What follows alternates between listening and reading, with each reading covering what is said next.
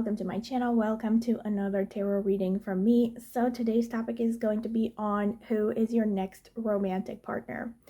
As usual, I have chosen these crystals intuitively by focusing on the question and asking spirit which crystals I should choose for this particular topic.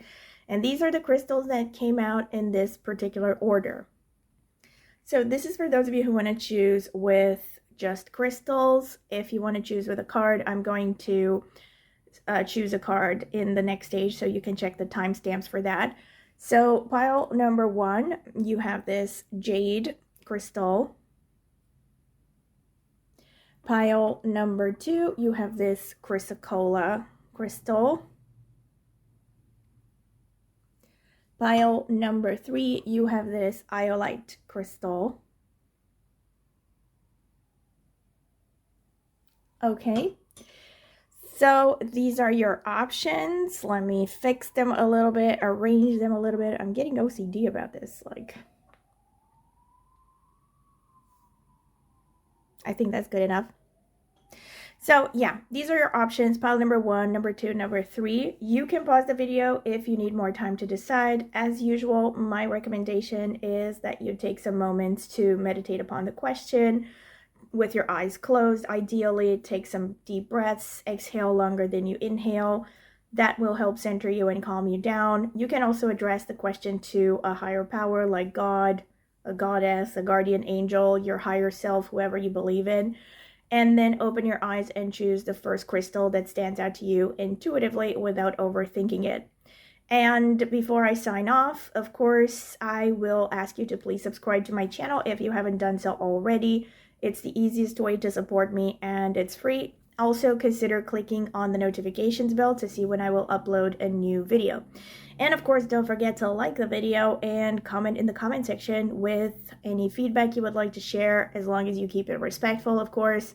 Also, any kind of topics that you would like to recommend for future readings, I will take them into account. All right, I will see you at your reading. Okay, so this is the selection of the card for each pile. Spirit, tell me about pile number 1, the people who chose the jade crystal. Who is their, okay, I felt drawn to this one. Who's their next romantic partner? Spirit, tell me about pile number 2, the people who chose the chrysocolla crystal. Tell me who is their next romantic partner. Spirit, okay, this one wants to come out for pile number 3. I felt it pretty strongly, so let's see what we have. Okay, so pile number 1, we have the Destroyer. That sounds promising. 23 sounds like potential Ardra energy, but I'm going to hold that thought. Okay, pile number 2, we have the Prayer with number 65. Okay, I don't think I've ever seen this card before. Pile number 3, we have the Mask, which has the number 61 on it. All right, let me zoom in. Okay, so this is for those of you who want to choose with a card as well as a crystal. Pile number 1, you have this card over here and or this jade crystal.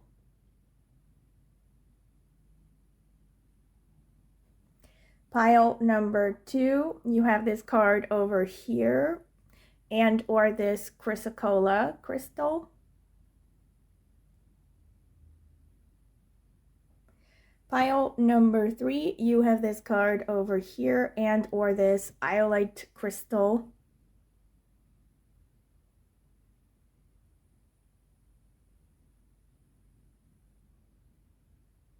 All right. So these are your options. Let me try to arrange it a little bit. Align them nicely. Okay. Okay, so these are your options, pile number 1, number 2, number 3. You can pause the video if you need more time to decide.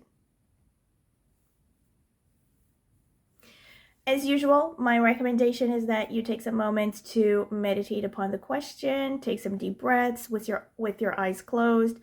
My recommendation is that you breathe in for 7 seconds, hold your breath for 4 seconds, and release the breath within 8 seconds. Do that about 10 times. That should help center you and clear your mind a little bit. And then open your eyes and choose the first pile that stands out to you intuitively without overthinking it, of course. And if you are drawn to more than one, feel free to watch several or even all 3 of them and just take whichever messages resonate. Before I sign off, I will remind you to please subscribe to my channel if you haven't done so already. It is the easiest way to support me and it's free. And also don't forget to click on the notifications bell to see when I will post a new video. And of course, feel free to share your feedback in the comment section as long as you keep it respectful. Also, suggestions for future topics that you would like me to cover, I will take them into account, all right? Also, don't forget to like the video if you liked it, all right? And I will see you at your reading. Okay, welcome pile number 1. This is your reading if you have chosen this card over here, the Destroyer with the number 23. I feel like it's fitting that there's a motorcycle in the background when I start your pile because this gives me that kind of, you know, badass sort of vibe, but I'm going to hold that thought. And or if you have chosen this Jade Crystal. Okay, so this is going to be the card selection phase. I will add timestamps so you can skip directly to the interpretation. Okay, let's see. Spirit, tell me about pile number 1. Who is their next romantic partner?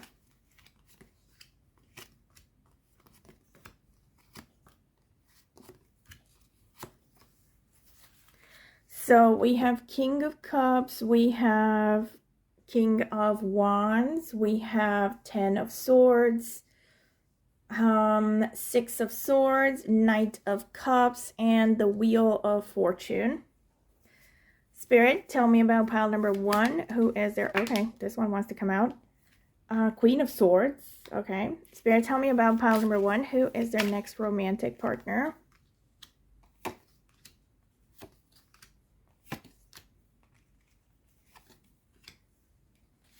So we have Queen of Swords, we have Knight of Pentacles, we have 5 of Swords, we have the Hierophant, 3 of Pentacles, and Page of Pentacles. Okay, let me get some oracle cards. Spirit, tell me about pile number 1. Who is their next romantic partner? Okay, 33, Chameleon, Change. Nice. Let's see some more. Spirit, who is pile number 1's future romantic partner? Nature. All right, so I'm already getting confirmations before I get into it. For those of you who haven't watched the shuffling phase, which I'm sure is most people, I did say this as soon as I picked up this card, that I'm getting very strong Ardra vibes from this person. And for those of you who don't know, Ardra is a nakshatra in the Vedic system that is connected to the god of destruction in Hinduism, and it's also very much connected to this very wild, instinctive energy, and it's associated to the wolf as an animal yoni, because each of these nakshatras, and there are 27 of them, are associated to an animal. Okay, that kind of shows the instinctive nature of a person. So I'm picking these vibes right off the bat, but I am going to also see what other astrological notes I will get as I progress. So I'm going to hold that thought. Okay, so we have the King of Cups, we have the Queen of Swords. So at this moment, this person is someone who is very emotionally, okay, so there are already confirmations here. Speaking of Ardra, because again, this is a nakshatra that has very good instincts, that has kind of like a natural emotional feel for, you know, how to navigate the world. And on the one hand, they can be very scientific. On the other hand, they can also be very kind of woo-woo and just feel their way through life and be very instinctive, but they tend to have really good instincts. And they're very in touch with their animal nature in many ways. And this is also why they like nature, like to spend time in nature, etc. So the King of Cups makes me think of a person who has high emotional intelligence, all right? So this is someone who, first of all, has a very good understanding of their own emotions and their own psychology. and is probably like a natural psychologist, especially with the Queen of Swords in clarification. Because Queen of Swords, on the other hand, seems to be like an opposite energy. So the Queen of Swords is a very rational, very, let's say scientific sort of energy. So whenever I see Queen of Swords or King of Swords, makes me think of Aquarius energy. So like this person could have strong air and water combinations in their horoscope, meaning they're someone who has good intellectual understanding and is also very in touch with their emotional side. And then we have King of Wands, we have Knight of Pentacles. This person, again, is very self-motivated. And I have to say, so far, there's a lot of mature energy, like King of Cups, King of Wands, Queen of Swords. This shows a level of mastery. Whenever you see like kings and queens, they're kind of like very on top of the energies of those cards. So that means that this is a level of, maturity. This doesn't automatically mean that this person is going to be significantly older than you, but it does show they have a certain amount of maturity that comes with experience. All right. So the King of Wands means this person is very self-motivated. It means that they know what they want and they go after it. This is someone who might have a natural leadership ability as well. So far, there is a very nice balance between all four elements because this person has fire, they have water, air, and earth. So we have the Knight of Pentacles. Also, when it comes to the King of Wands and the Knight of Pentacles underneath, this is a person who has their sights on big goals, but they also understand that they need to be patient and take things step by step to get there. That's what the Knight of Pentacles shows. So overall, I feel like this is a pretty balanced individual overall, even emotionally and mentally and from every perspective, I feel also with this 10 of Swords and the 5 of Swords in opposition, I have to say, it could be that this person with this 10 of Swords is going through some kind of rough situation that might be getting in the way right now. So maybe they are recovering from an illness. That could be a thing. So the 10 of Swords could be a physical ailment, could be burnout, could be like something where the body needs to heal itself. This person could have recently or is about to, around this time, hit some kind of rock bottom, I have to say, because of this 10 of Swords.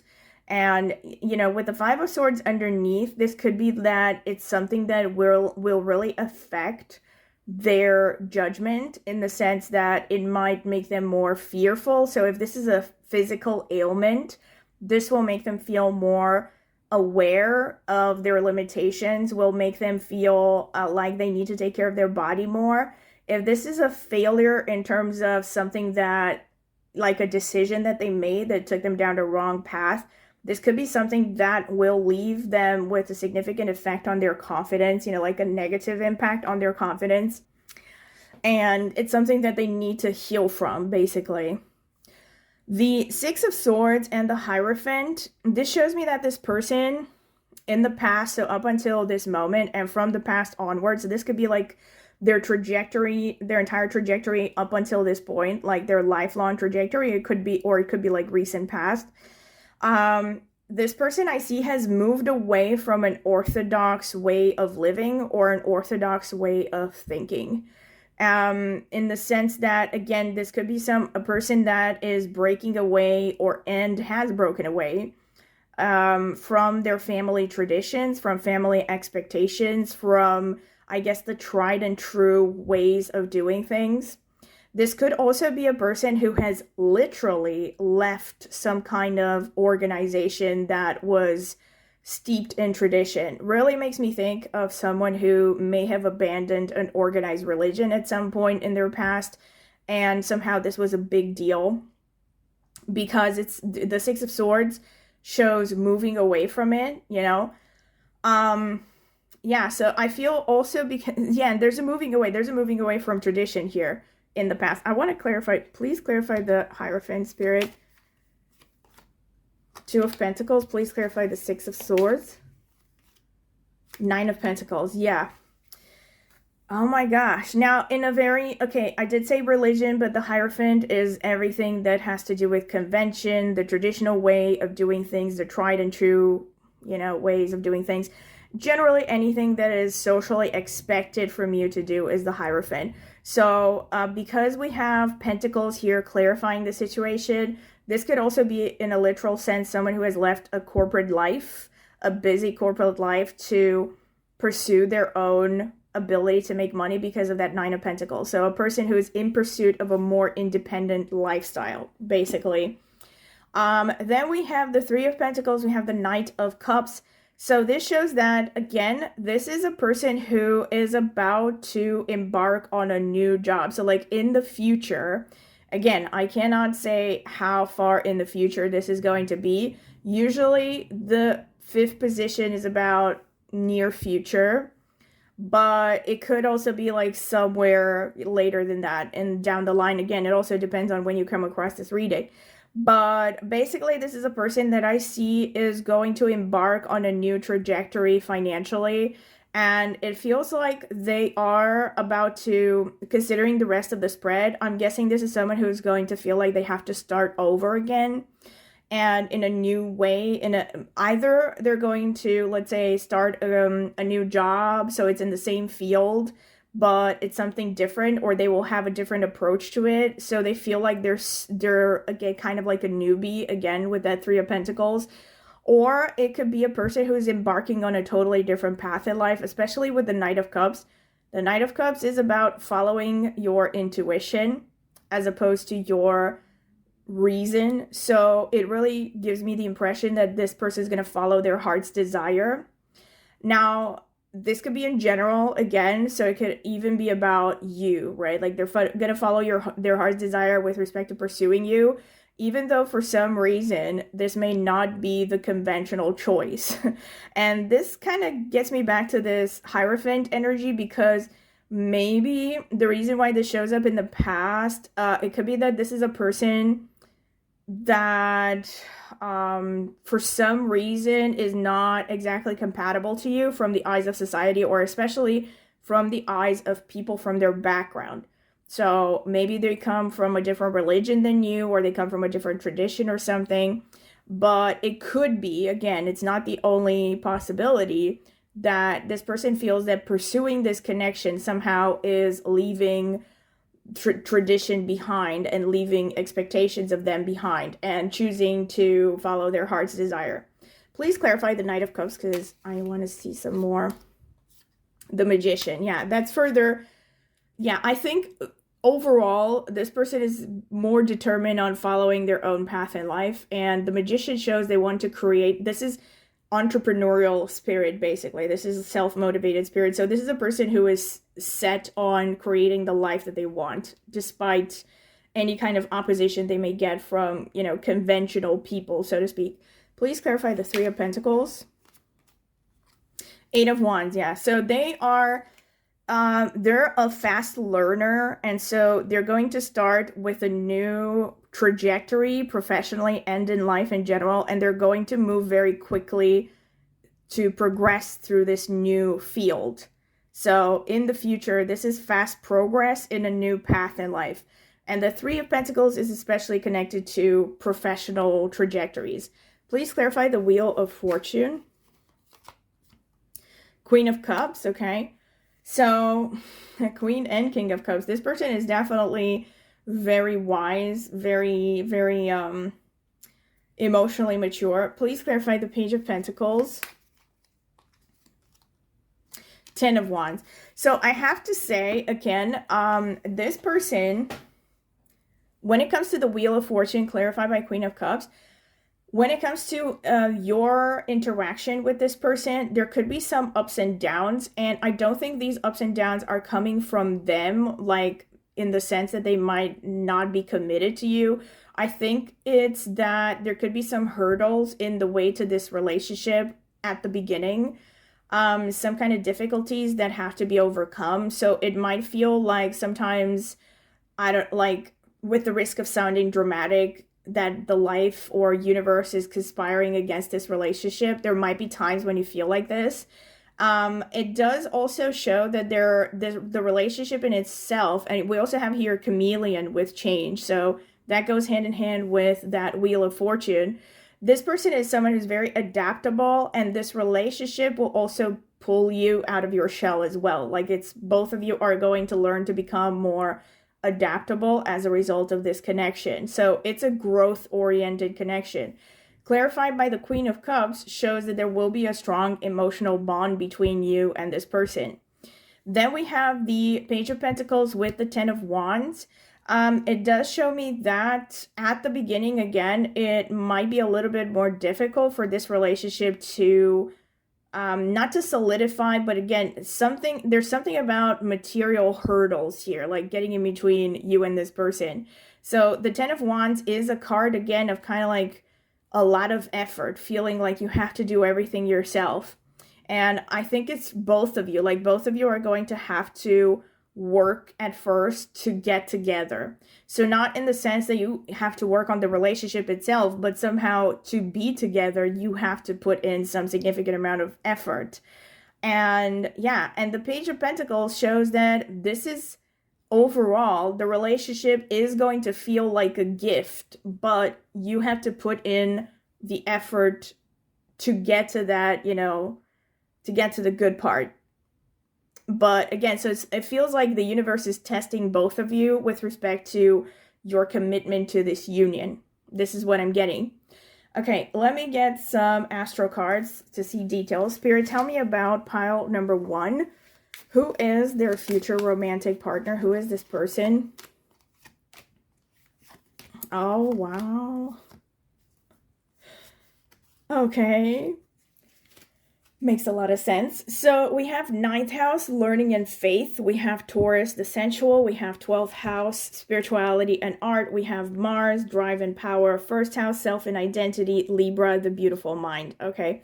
So all of these are confirmations. Now, first of all, the Mars does confirm that destroyer energy in the sense that this person comes across, and also the 1st house as well. So this is Aries energy. So this is an energy that is very self-motivated, go-getterish, proactive, someone who can be aggressive and a bit undiplomatic at times. Although I think that this person, actually, I did mention the word balanced.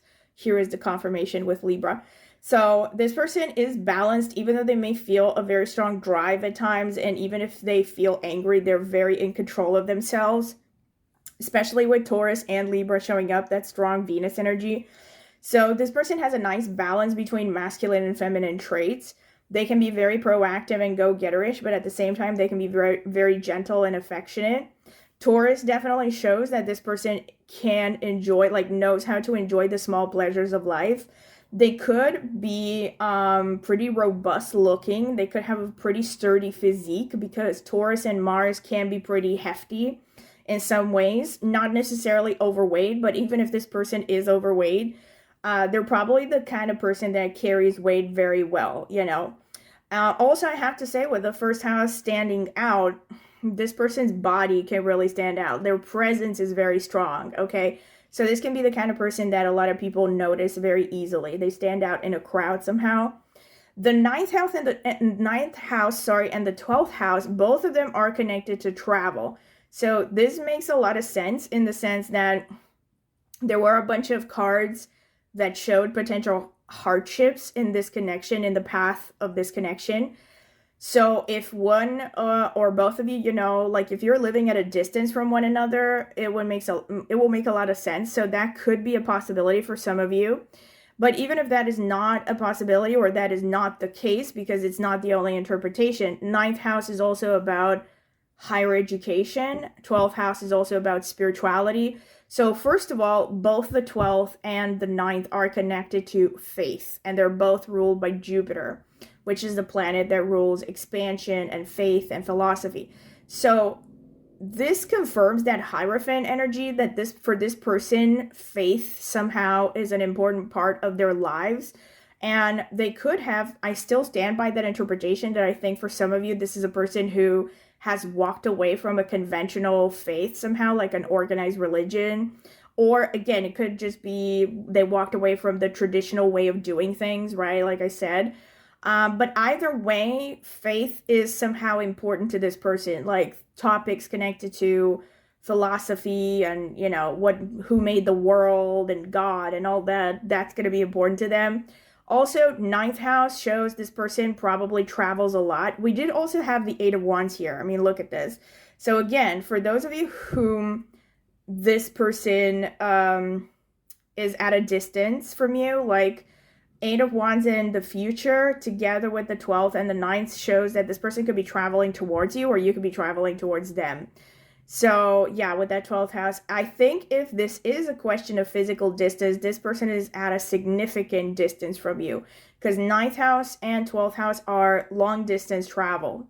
12th house especially is pretty much the longest you can go from your place of birth. So this could be the other end of a continent. This could be a totally different continent, something like that, okay? Now, the houses could also show how you met this person. And so the first house shows you could have met this person close to your place of birth, at least in the same country that you were born in.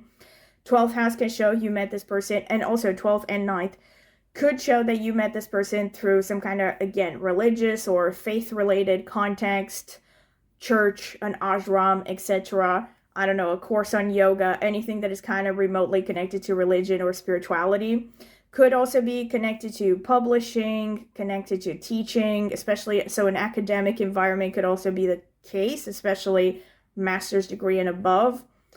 Could be any kind of context where philosophical topics are being debated with the 9th house. Could be anything connected to travel in and of itself, so like meeting at a travel agency or while traveling. These could all be possibilities. Also with the first house, could be that you met at some kind of situation where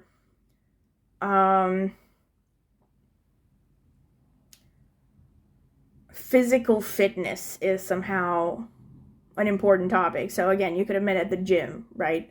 Or again, could be something connected to physical appearance. Like, I don't know, you were going to get your hair done and that's how you met this person.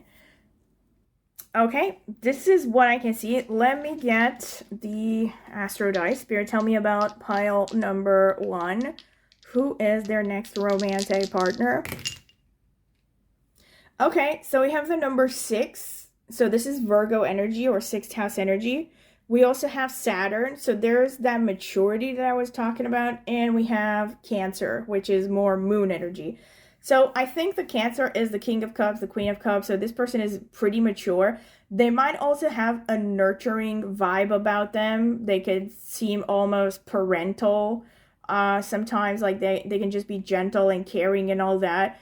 Saturn can also show that there is a significant age gap between the two of you, because Saturn tends to show an age gap, especially in relationships, of about 7 years minimum.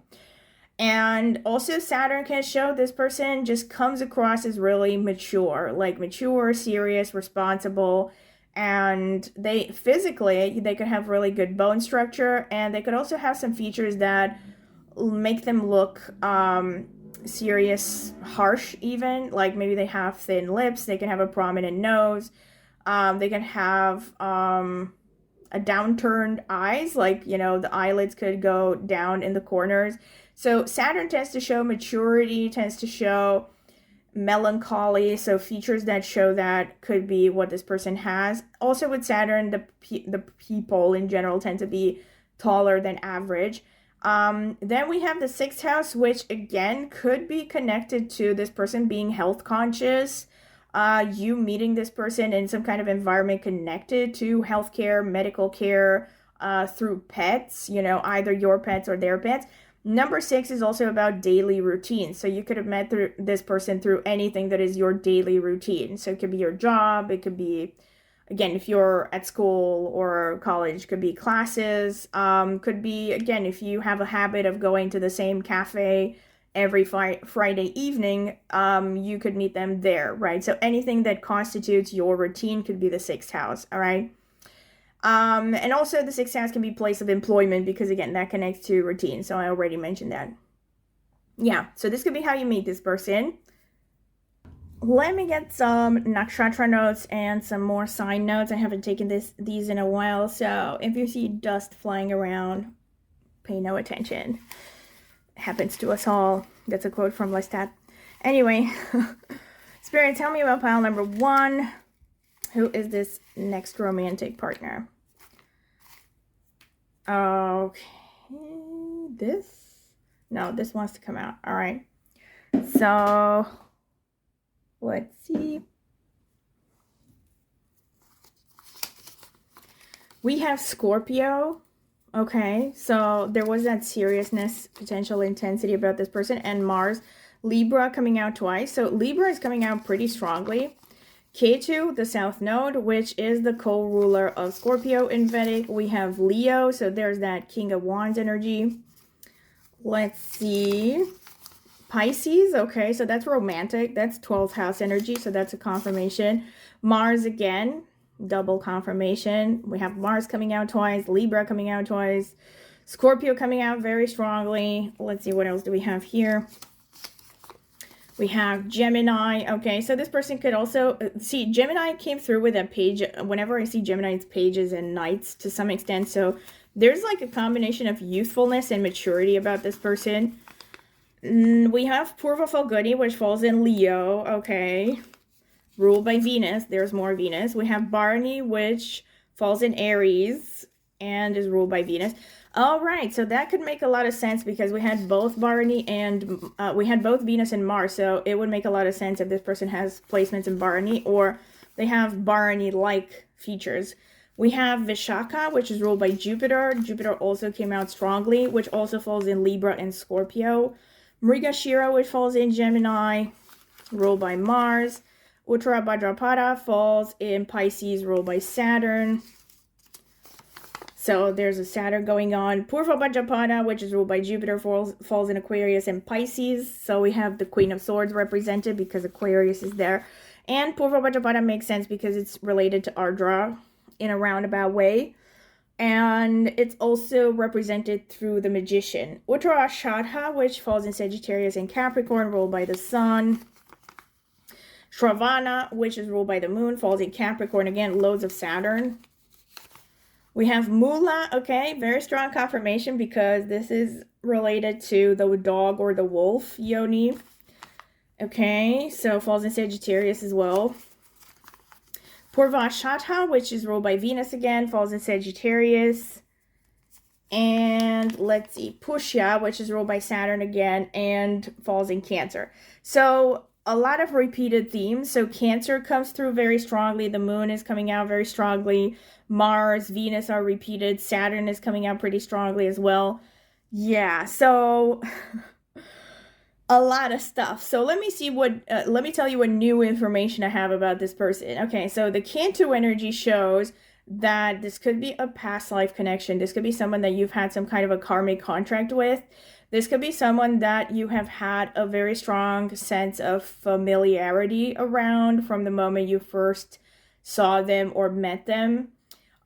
This person can also come across as pretty introverted at times or someone who has a rich inner life. They can be a bit solitary at times and or difficult to read, especially with Scorpio. I feel like this person, especially with Libra coming out strongly, they come across as someone who can socialize, but also kind of keeps their cards close to their vest, you know, like they're not someone who easily opens up just to anyone. And with Purva Falguni, with Bharani, with Purva Bhadrapada, this person is definitely above average attractive. Now, Vishaka, especially if this person is a man, can definitely explain why this person is seen as attractive. And also it's a confirmation that their body is probably pretty developed. Same thing with Mula. Same thing with Pushya to some extent. Pushya is a strong confirmation of what I was talking about with this person having a nurturing energy. So they could come across as someone who would make a good parent and, you know, just someone who's really patient, you know, patient, nurturing, gentle, not someone who's aggressive, you know. Mrigashira shows a person who has a very sharp mind, sharp instincts. They could be someone who has very good logic. They could be someone who's naturally good at investigating, also, especially with Scorpio and Mrigashira showing up. there could be something, I have to say, with Purva Bhadrapada that is kind of two-faced about this person, and not necessarily in the sense that they're purposefully trying to deceive, but they could have a side to them that is pretty hidden, in the sense that as you would get to know them, you might be a bit surprised to find out what they're really into or something, or maybe they have some kind of a weird hobby, right? Because Purva Bhadrapada is represented by a two-faced person, really. And there's also a bit of, you know, mystery about this person. And I'm willing to bet they're the kind of person that is above average attractive. Like, a lot of people will probably find them attractive. Uttarashadha is strong sun energy, and Purvashadha, again, which is Venus. See, Purvashadha is connected to things like having nice hair. It's connected to the sea. So both Purvashadha and Uttara Bhadrapada are connected to the sea. So maybe this person really likes swimming. Maybe they live by the sea. They could like mermaid imagery, and they could also in many ways be very passionate about certain things. They could get fired up and passionate about some things with that Purvashadha, because that's also a bit of a fighting spirit, you know. They're also probably very ambitious and very competitive, and I think irrespective of this person's gender, they probably have a pretty strong jawline. Mula, again, is, so there's a lot of energy of research. Like, this is probably the kind of person that can get really in depth with things that they're interested in, and they're probably naturally good at studying, you know. I also think that this person comes across as pretty secure in who they are. They probably come across as really solid and pretty confident, you know. I don't think this is someone who's a very shy, kind of self-effacing person, you know, because there's a lot of strong energies here. And Shravana shows a bit of that vulnerability, you know. It also shows that this person is a good listener.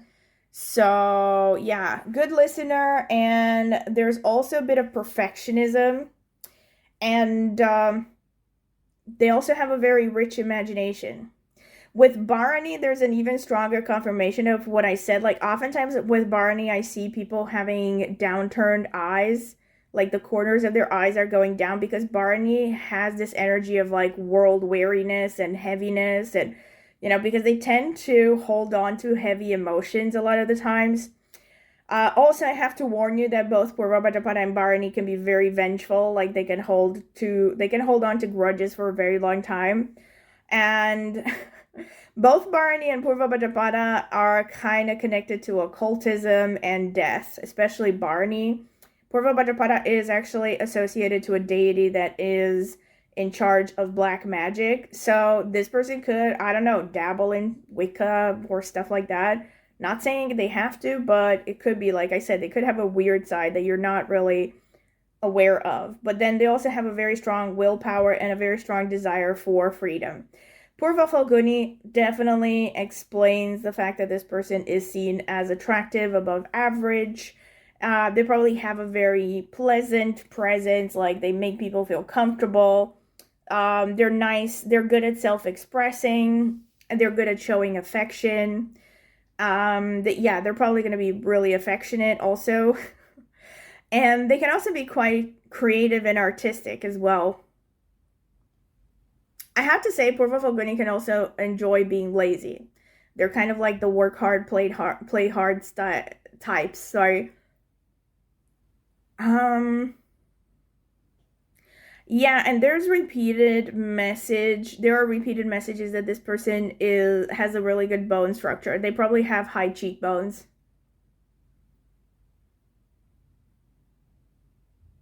Yeah. And they're probably like forests. I mean, they like natural places, but they like forests and the seaside especially. Okay, this is what I see. Let me gather them. Okay, let me get some actual physical characteristics. Now, of course, whenever I get these, I always mention take them with a grain of salt, because this is a general reading. So yeah, these are just meant to be like an extra confirmation, especially for people who maybe have a person on their mind already. Spirit, tell me about pile number 1. Who is their next romantic partner? Okay. I think that's enough. Loads of notes. Let's see. We have tall, okay, confirmation. Extroverted, confirmation. Deep voice. Oh my God, it was at the tip of my tongue to say this when I looked at Barney, because oftentimes I notice that people with Barney placements tend to have a deep voice. Hooded eyes, that's typical for Scorpio. So confirmation so far. Uniform, oh my gosh, okay. Beautiful hands, okay, that's Virgo energy. Fair skin, okay. Fair skin twice. Let's see. Hazel eyes. Athletic body, so there's a confirmation of that Mars first house energy that came through. Strong jaw, very strong confirmation. Okay, the sun energy. Short nose to mouth distance. This is pretty common with Purva Falguni. Large eyes. Short to medium height. Okay, so the height is all over the place. Intense gaze, that's very Scorpio. Gray or white hair, okay. They could be mature, or maybe they're dyeing their hair. Broad smile, that's Leo. Jewelry, okay, so they could like to wear jewelry. Green eyes. Full lips, that's Pushya energy. I don't know if I said it, but Pushyas oftentimes have full lips. Broad smile came out twice, that's Leo. Then we have introverted, so they're like a combination of introverted and extroverted. Oh, hazel eyes, I already went over that. Medium lips. Let's see what else is here. Intense gaze, I think this came out twice. Okay, so that's Scorpio energy coming through a lot. Introverted came out twice. Let's see, nose bump, that's typical again for Scorpio or Saturn energy. And chin dimple, that oftentimes shows up, as far as I notice, with sun dominant appearance. Okay, so this is pretty much what I have for you, pile number 3. A lot of confirmations again, as usual. I hope you have enjoyed it, and if you have, don't forget to like the video, subscribe to my channel, click on the notifications bell if you want to be notified when I post a new video. Feel free to comment, of course, in the comment section with feedback, ideas for future topics. And also, if you're interested in a private tarot reading, check out the video description. I will leave my contact information there so you can email me for a pricing list, reading options, any other details you're curious about. I've also left a link in the video description to reviews I've gotten for private readings before, so go ahead and check them out. Might help you decide if you want to get a reading from me. And if you would like to get more special or exclusive content, you can consider becoming a member. You can click on the join button under any of my videos to see more details like prices in your local currency. You can also see the videos that I posted so far. Or if you don't see them there, you can just search for members only videos or membership videos on my channel and you can see the videos I posted so far. And aside from that, of course, if you would like to support my channel further, you can do so by leaving a tip. Any amount is much appreciated, and sharing this video with other people that you know are interested in tarot. And last but not least, I also have an astrology channel, which is called Astro-Martine. I will be linking it in the video description. And yeah, I do a lot of videos there. I have more than 300 actually, so that channel has been around for more than 10 years. And I focus mainly on Vedic astrology because that is the system that is most accurate, according to my experience anyway. And I have more than 10 years of experience in Vedic astrology, more than 10 before that in tropical, and along the lines, I've also dabbled in Chinese astrology systems like Batsa Ziwei Doshu, and the Mayan zodiac and numerology, and I use a lot of my insights from all of those things that I have studied in my videos, but I mainly stick to Vedic techniques because I have found those to be the most accurate. So yeah, if you're interested in astrology, go ahead and check it out. Maybe subscribe to my astrology channel. I would greatly appreciate it. Thank you very much for listening, and I hope to see you at my next tarot reading. Bye! welcome pile number 2. This is your reading if you have chosen this card over here, number 65, the prayer, and or this chrysocolla crystal. So this is going to be the card selection phase. I am going to add timestamp so you can skip directly to the interpretation. Spirit, tell me about pile number 2, the people who chose the chrysocolla crystal. Who is their next romantic partner?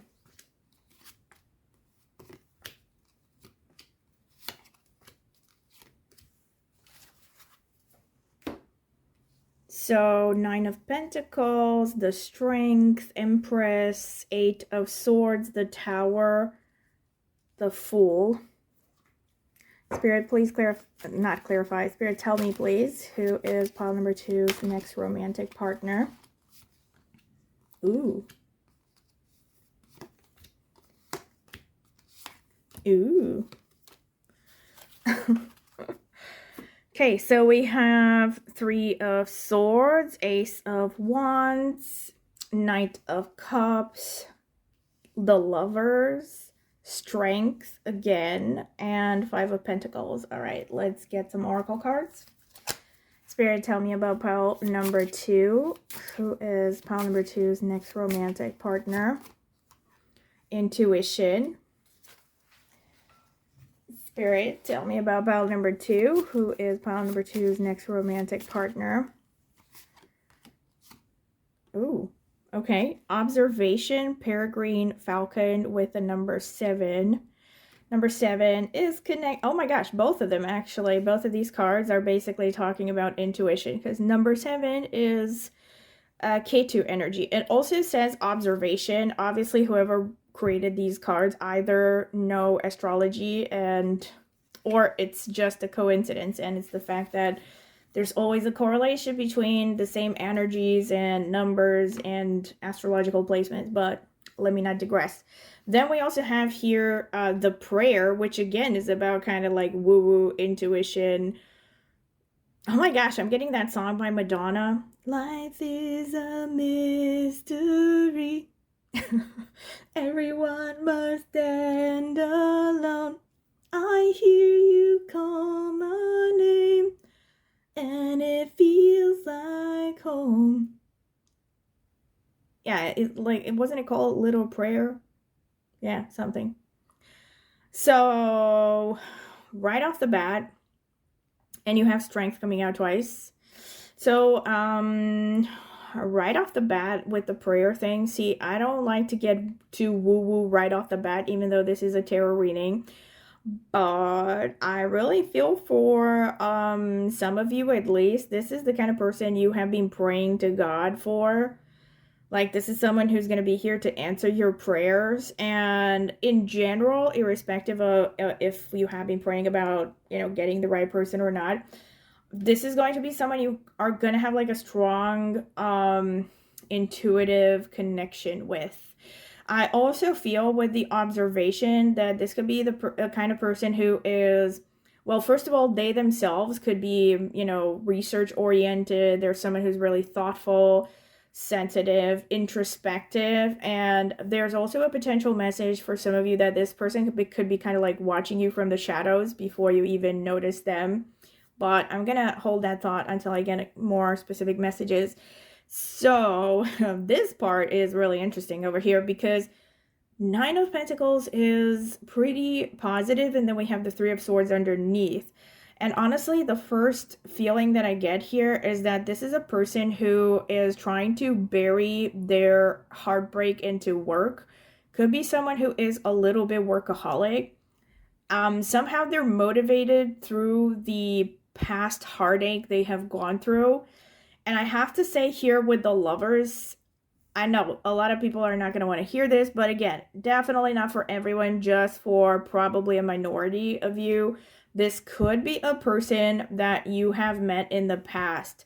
Not necessarily someone you have had a relationship with. This could be someone, again, admiring you from the shadows, or someone you have admired from the shadows, but it never materialized into a relationship. Because here we have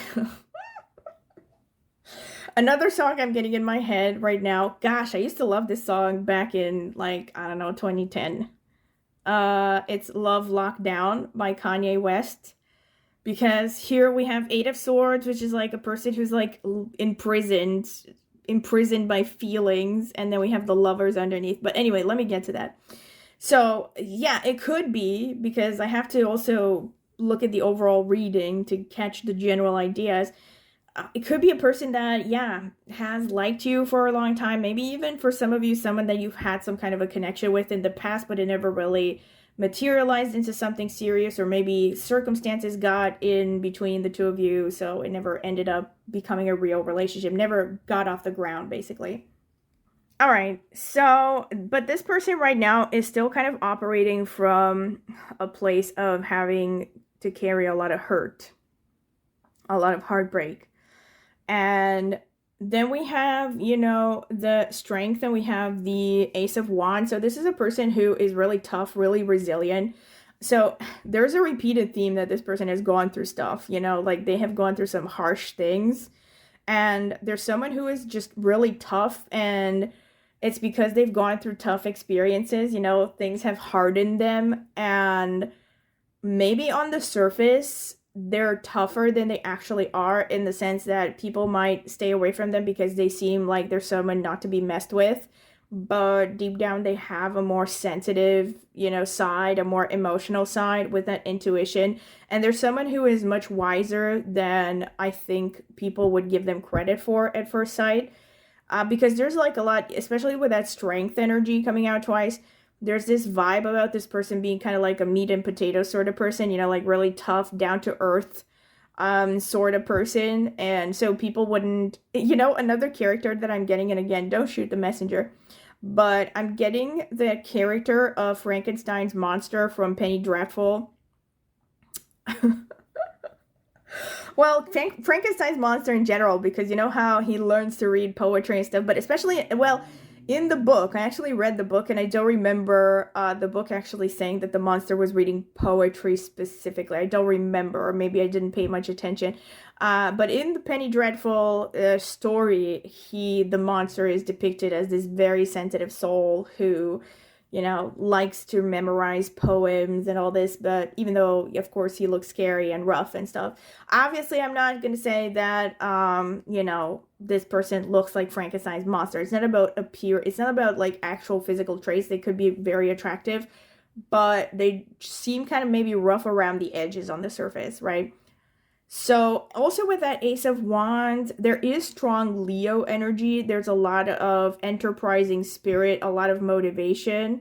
This is someone who has a lot of tenacity and determination. So someone who knows what they want and they go after it. There's a lot of focus on this about this person. So I think this person, again, like I'm really getting this repeated message. I'm sorry to creep you out, that this person is really focused on you, like more than you know. I really am getting this message that this person is thinking about you more than, again, may not be like really literally at this moment when you come across this reading, because maybe you haven't even met this person. But when you meet this person, they will spend a lot more time thinking about you than you think about them. This is the vibe that I'm getting. Then we have the Empress and the Knight of Cups, which again I find fascinating, because the Empress is about lush energy. It is about, you know, comfort. It's about love. It actually, you have the Venus sign here, so I think, yeah, you know, Empress is kind of Mother Earthy. It's kind of like Taurus energy. It's like this lush, feminine, warm, inviting, beautiful, hedonistic sort of energy. I need to clarify. Please clarify the Empress spirit. Oh my gosh, the Star. Yeah, I already know what this is about. Please clarify the Knight of Cups. Oh my God. Wow. Oh my gosh. Yeah, you are like evergreen in Penny Dreadful. And I only use these like gender specific analogies because I know most of my viewers are women, but of course you can adapt this to, you know, it being the other way around. But this is such a strong message that this person is terrified of getting hurt. And, you know, I feel like this person, yeah, definitely may feel like they like you more than you like them. They might feel that they're terrified of being rejected, you know, especially underneath the Knight of Cups. So this person with the Star and the Empress, this person is going to be absolutely mesmerized by your appearance. They're going to think that, oh, you're someone who is on top of the world, that you could get a lot of, you know, options. Maybe you are someone who is more conventionally attractive than this person, but they see you as more attractive than them either way, you know? And now this could be one potential interpretation. I have another one in store, but wait for it. All right. Or it could be a combination of both, because again, this is a general reading. But yeah, I really think for many of you, this person is just taken aback by your beauty to such an extent that they really feel like, oh my God, I'm like a monster compared to this person. Like, I am not worthy of them, or I'm beneath them. I'm not on the same level, you know? So like, I feel like your very appearance strikes some kind of nerve, some kind of insecurity about this person's worthiness, about their social status, etc. So yeah, I feel like they're terrified that you are just not going to like them the same way. Another way to look at this, like I said, or it could be a combination of these things, is that this person is terrified of what people are going to think, you know, and again, this could be coming from their side or your side. I don't know. Like maybe they're gonna think they're not gonna fit in with your crowd, or you're not gonna fit in with their crowd, because the Star is that Aquarian energy. This is especially true if either you or this person are very active on social media. They might be terrified of how people view them, of how it might impact their life if they get together with you. Or it could be any kind of situation where this person, I don't know, their lives depend a lot on other people's opinions, you know, like they have a certain amount of visibility, or you could have a certain amount of visibility, you know, so they think about things like, oh my God, what are people going to think about us? How is this going to impact our lives, right, if we get together? Then we have the Eight of Swords here, like I said, the love lockdown things. Yeah, so again, this gives me a very strong message for many of you that this person will be in love with you for a long time before they make a move. Because again, just like in that song, it says something like, I keep my love locked down, basically. So like this person is fighting, resisting the urge to show any emotions, you know, they're keeping it in check, especially because the number 8 on the Eight of Swords is connected to Scorpio energy, which is very self-possessed, very secretive. Yeah. I want to clarify. Please clarify the Eight of Swords, Spirit. I'm getting drama here, I have to say. Seven of Cups. Please clarify the Lovers. Nine of Pentacles again. Wow. So it starts out with Nine of Pentacles. I want to clarify. Please clarify this Nine of Pentacles here. 10 of Pentacles. Yeah. So this person is definitely, so at this moment, when you come across this reading, this person is very career oriented, 100%. So they're very focused on building a name for themselves, you know, building a career and all that. And in the past, again, they have been focused as well on things like creating abundance. But especially in this context, again, really makes me feel like this person will be motivated, you know, to build up their social status so that they can impress you. Or again, it could be a general thing. Now, maybe not just with you, but with many people in the past. Like, this gives me the vibe of a person who feels like they weren't worthy of love unless they make a certain amount of money or they have a certain amount of social status, you know?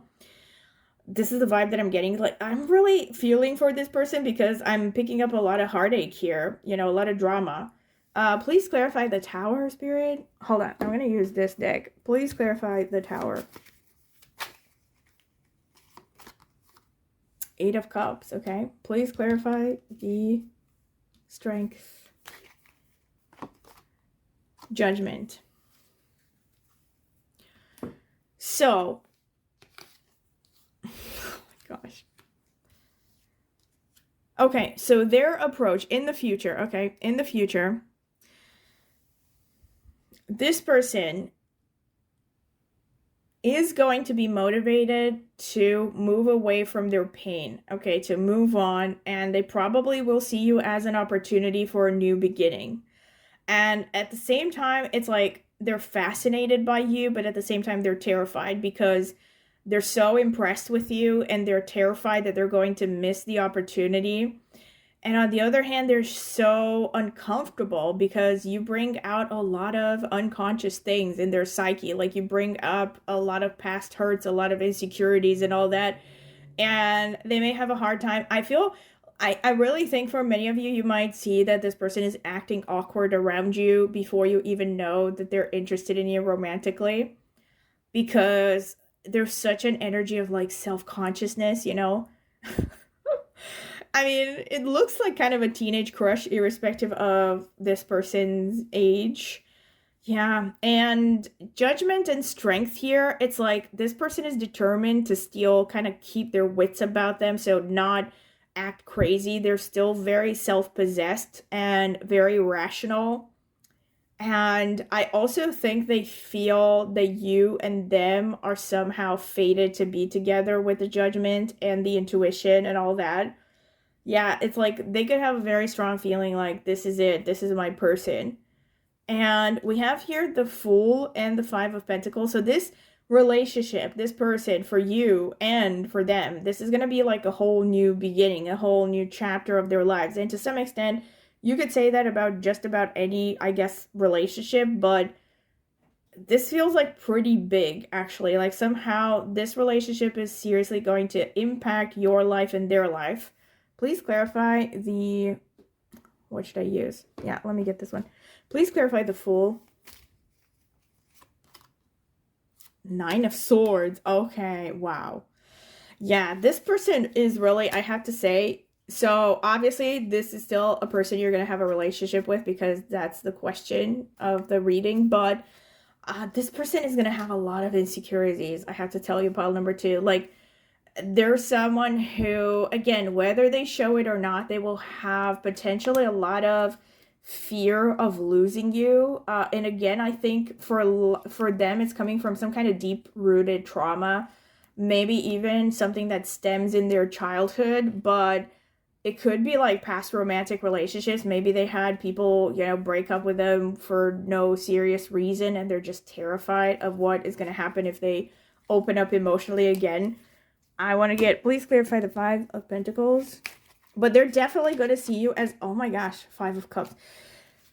Yeah, they're definitely going to see you as a giant opportunity, a giant gift. I mean, I feel like this person is going to be so grateful that you are in their lives.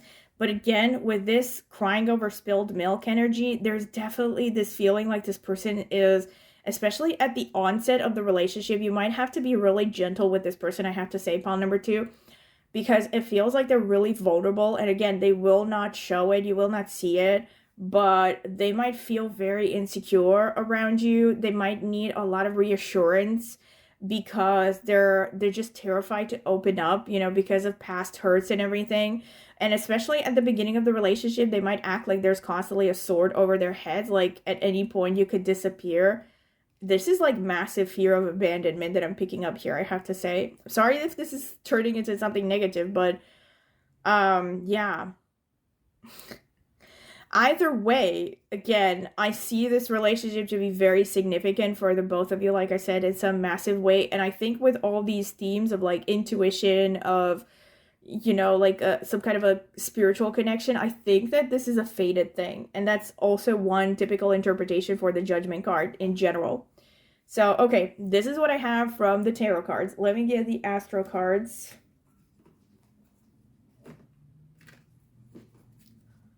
Spirit, tell me about pile number two. Who is their next romantic partner? Oh my God. Wow. Spirit is not even playing. Wow. Like, really, Chiron? I haven't gotten Chiron in such a long time, but I'm not surprised because of this spread over here. So we have fourth house, home and family. Okay. South Node, old karma, such a strong confirmation. This is the K2 energy that I was picking up, right? Like I said from the beginning, the number 7 with the intuition. I mean, this card is so, not just because K2 in and of itself is connected to intuition and, you know, things that are like connected to the spirit world and things that are unseen, but the artwork in this card is so K2. Like, it's like cold and gray. By the way, if you're curious about K2, I recommend that you watch a video I made on my astrology channel, which I will be linking in the description. It's called Martine. I have a video called Archetypes of K2, and I go in depth there and explain what K2 is about. And I also look over charts of famous people, etc., the aesthetic behind it, the philosophy behind it. And yeah, if you want to, it will help you, you know, it will give you more insight into the kind of vibe that this person has, because I definitely feel like this person themselves is very K2 dominant, okay? And also the connection you have between the two of you could be very K2 dominant. Maybe you even have like strong K2 aspects in synastry, or this person could have at least one major conjunction to their K2 in their horoscope, you know?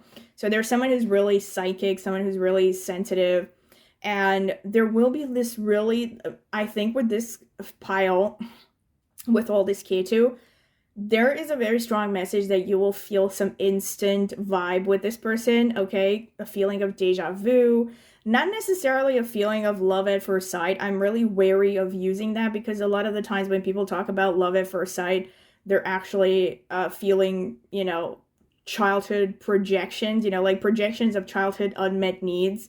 And what happens is that the person in question just reminds them of mommy or daddy on a subconscious level, and so they project their needs onto that person, and they call that love at first sight. So I'm not talking about love at first sight. This is most likely going to be a very fine perception. It's going to be like maybe a fleeting thought, like, don't I know that person? Or like, that person just gives me a familiar vibe. Or it could be like this feeling of instant comfort around them. That's another way, you know?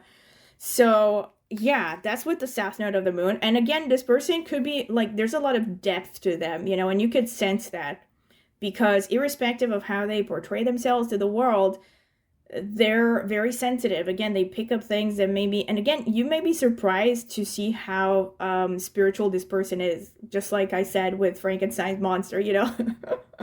Like they're the kind of person that maybe on the surface or in day-to-day activity, they never let on that they have a spiritual side. You know, maybe they're the kind of person who's into tarot and you would never know, you know.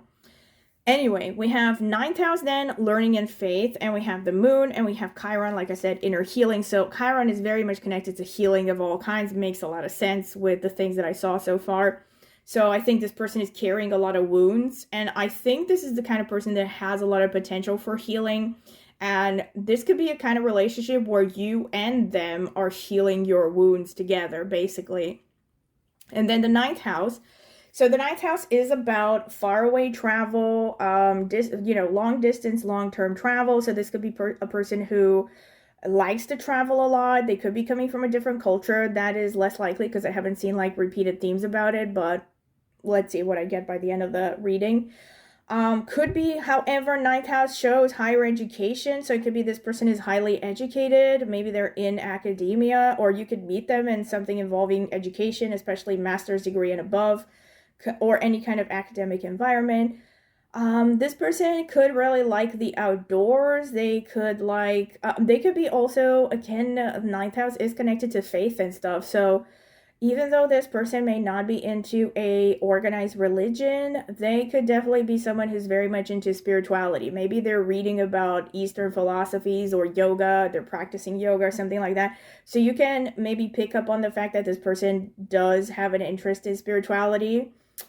9th house can also be publishing or traveling. So any kind of connection to traveling in and of itself. So like maybe someone who works at a travel agency, or a flight attendant, or a pilot, something, I don't know. Yeah, 9th house can be very much things that are connected to faith and higher education, philosophy, travel, all right? Especially outdoorsy stuff, again. So maybe this person is really outdoorsy. And 4th house, home and family. This could show that this person is really attached to their family, or again, considering the rest of the spread, they're highly affected by their family, maybe not entirely in a positive sense, because again, with the moon, the 4th house, so this person could also have a very prominent moon. So Maybe there is also a touch of moodiness about them and a touch of sensitivity. There could also be a feeling that this person is quite nurturing. And also, when it comes to their appearance, they could have like a wide face or a rounded face. And with K2, they could have almond-shaped eyes, and they could have features that are pretty refined, that are delicate, dainty, pretty. If this is a man, more towards the intellectual-looking type. And fourth house, again, they could also be in real estate, dealing with vehicles. Again, this could also show that when you meet this person, it could be while you're traveling somewhere. Maybe you're both on a boat together. That would imply the vehicle part. Maybe you're on a train together, or it could also be real estate. I don't know, you're looking to rent a place. You meet at a restaurant while you're having a family dinner or something. Because the fourth house could be anything involving family to some extent. Could also be that you are at home when you meet this person, or they're at home. So this could also be an indication that you will meet them online for the first time. And fourth house is, oh, by the way, when it comes to appearance, the moon coming out, yeah, ninth house coming out, I think this person has a pretty pleasant chest area. I'm going to try to put it in a very politically correct way. Yeah, so irrespective of their gender, you might like their chest and their stomach area. Those could also be areas that are sensitive about them, though. So potential health issues connected to them. Also, fourth house is education up until high school level, up until high school graduation. So for some of you, like I said, there was this theme of like, oh, this person may have been looking at you for a long time. So maybe this is someone that you have met in high school, but you never gave them the time of day, and you meet them again after a while, and, you know, they like you or something like that. I know that's a very far-fetched scenario, and it's definitely not a thing for everyone, but it does happen in real life. So yeah, this is what I see pretty much. Let me get, also have to say, again, I realize that this is a very general reading and it's going to be for people from all kinds of backgrounds. But with these energies, generally, there will be a tendency towards paleness because Moon and Ketu, both of them are kind of connected to lack of color. So again, obviously it is to be seen within the limits of genetic inheritance, right? So yeah. Where was I? Yeah, Astro Dice. Let me see. Spirit, tell me about pile number 2. Who is their next romantic partner? What is this? Oh, Aquarius. Okay, so this makes some sense. This makes sense with the Chiron, but I'm going to hold that thought. We have the Sun, all right. And we have number 2.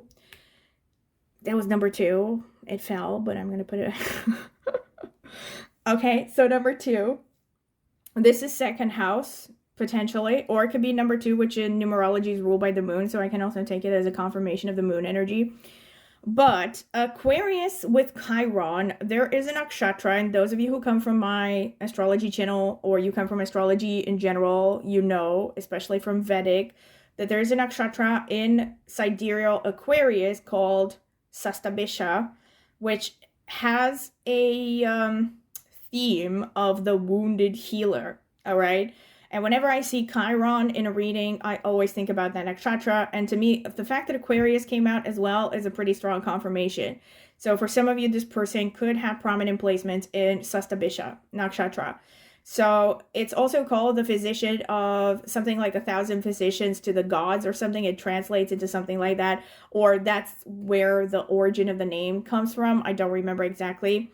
But there's this theme with this nakshatra of people who are wounded, and in search for the cure of their suffering, they become very good at healing that particular ailment. So you see a lot of these people who become potentially involved with the medical field, or even when they're not in conventional, traditional medical fields, they become types of healers. Like they heal people in different ways. Like a lot of very popular people throughout history, people that a lot of others loved a lot, have had Sastabisha placements. Like Robin Williams, for instance, had moon in Sastabisha. Kurt Cobain had a lot of Sastabisha in his horoscope. I'm pretty sure he also had moon in Sastabisha, but I don't remember 100%. And again, just as a parenthesis, I saw a documentary about Kurt Cobain And I had no idea, because I know there was all that, stuff about how he may have been potentially unalived by his wife at the time, and there was a lot of suspicion around her. But the thing is, he had a lot of chronic pain throughout his life. He had all kinds of problems, and you could kind of feel that in his music. And you see, these kinds of people, they become the types that a lot of people kind of naturally love and gravitate towards, because they have this healing ability, or because they have this ability to, express what a lot of people are feeling, but they don't have a way to express it, just like Kurt Cobain, just like Robin Williams, so there are people who can touch the masses in some way, So this could be this kind of person. They maybe actually have placements in Sastabisha, or you could have some Sastabisha connections to your placements in your horoscope that connect to the partner archetype. All right. And by the way, again, I do have a playlist on my astrology channel where I talk about the spouse archetype in the natal chart. I go through a lot of stuff, right? About how you can understand the kind of person you're meant to marry based on your horoscope, and the kind of person that balances you out. Okay. Then we have that sun energy. The sun is also kind of like a leadership energy. So it is kind of unexpected in this reading, because so far it seems kind of, well, not entirely actually.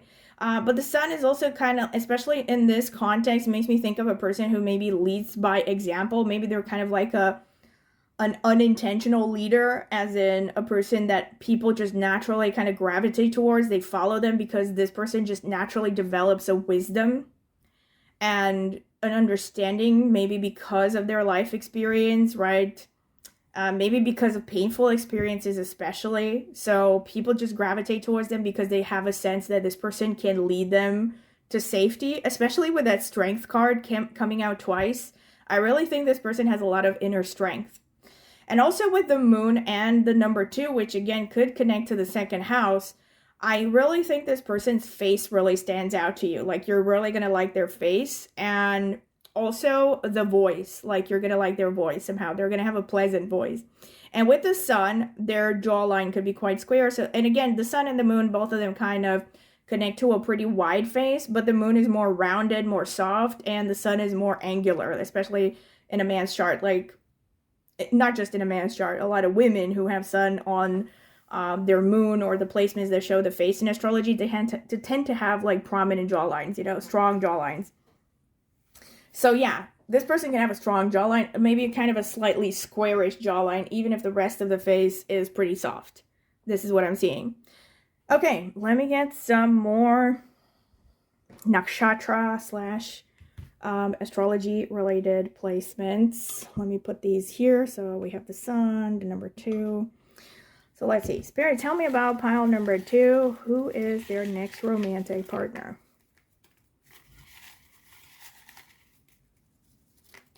Okay. Okay. I think that's enough. Let's see.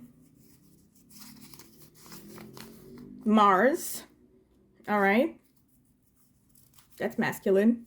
Mars is the co-ruler of Scorpio in Vedic, so could connect to Scorpio. Capricorn. Cancer. That makes sense with the moon coming out, because the moon rules Cancer. Rahu as well. All right. So this is an indicator for some of you that this person could be coming from a slightly different background as well. Aquarius, confirmation, because we have it twice. This is the second time it's coming out. Scorpio, okay. This is a repeated energy as well. So I was picking up the Scorpio like throughout this reading, but especially, again, Scorpio in Vedic is ruled by Ketu and Mars. Sun, again, repeated energy.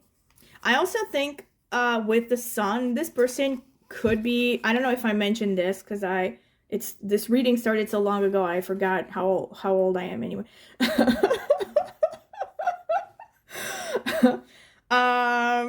As a parenthesis, I have to share this for some reason. Maybe it has some meaning or not, but there's this rapper woman on YouTube that became really well known some years ago because she has this song called Brutus. Yeah, I forgot the Buttress. Her name is the Buttress. And she has this song slash video called Brutus, and I think it's brilliant.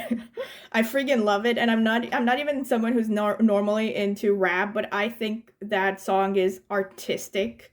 And she has this other song called The Attic, and those are like the two main songs that I like from her. I have listened to other stuff, but I don't like it that much, to be honest. But the Brutus song and The Attic is amazing. And in The Attic, she says something like, "I've been here so long, my shadow has left an imprint on the wall," or something. And it's kind of like that was what came to my mind when I was like, yeah, when I said that I've been here so long, you know what I mean? Anyway, okay, we have Dhanishta Nakshatra, Capricorn, and Aquarius, ruled by Mars. This is also a strong confirmation because, again, it's falling in Aquarius. It's also a possibility, of course. Maybe this person has Moon in Dhanishta as well, or like placements in Dhanishta. Mrigashira, Taurus, Gemini, ruled by Mars. Uttara Bhadrapada falls in Pisces, ruled by Saturn. Uttara Ashadha, again, ruled by the Sun, strong confirmation because we have repeated Sun energy as well. Shravana falling in Capricorn, ruled by the Moon. Again, a lot of Moon energy, confirmations. Vishakha falling in Libra and Scorpio, ruled by Jupiter. Revati falling in Pisces, Mercury, ruled by Mercury, I mean. And Ardra, okay, falling in Gemini, ruled by Rahu.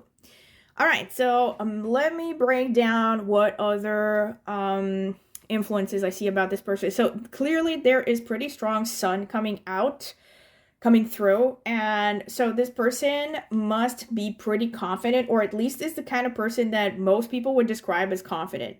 I am mostly getting kind of like the strong silent type for the most part. This is going to sound weird, but this person, even if they like to talk, people still kind of see them as a strong silent type. Or maybe if they don't hear them talk, they will think this is the strong silent type. You know what I mean? Because there's just something about them where maybe they're very good conversationalists, but they're also comfortable being quiet a lot. You know, so people kind of pick up that they're very, on the one hand, potentially very no nonsense, and on the other hand, that they're just very clever, right, in knowing how to socialize, but they don't actually need to socialize. Like, there's an aura of self-sufficiency about this person.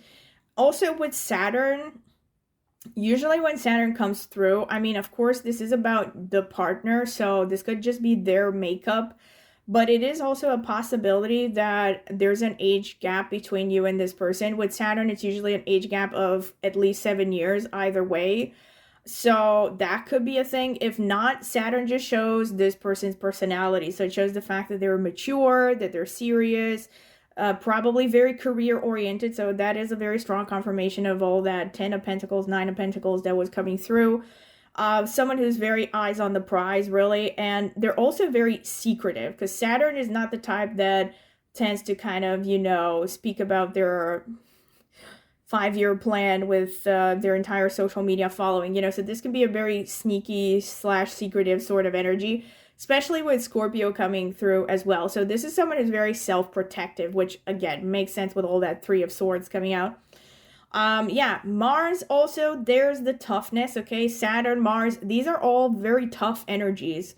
And despite the Moon coming through initially, and also we still have Cancer, there's also a lot of masculine, I mean, I guess what is viewed as masculine in the eyes of society, because Mars, you know, Sun is here.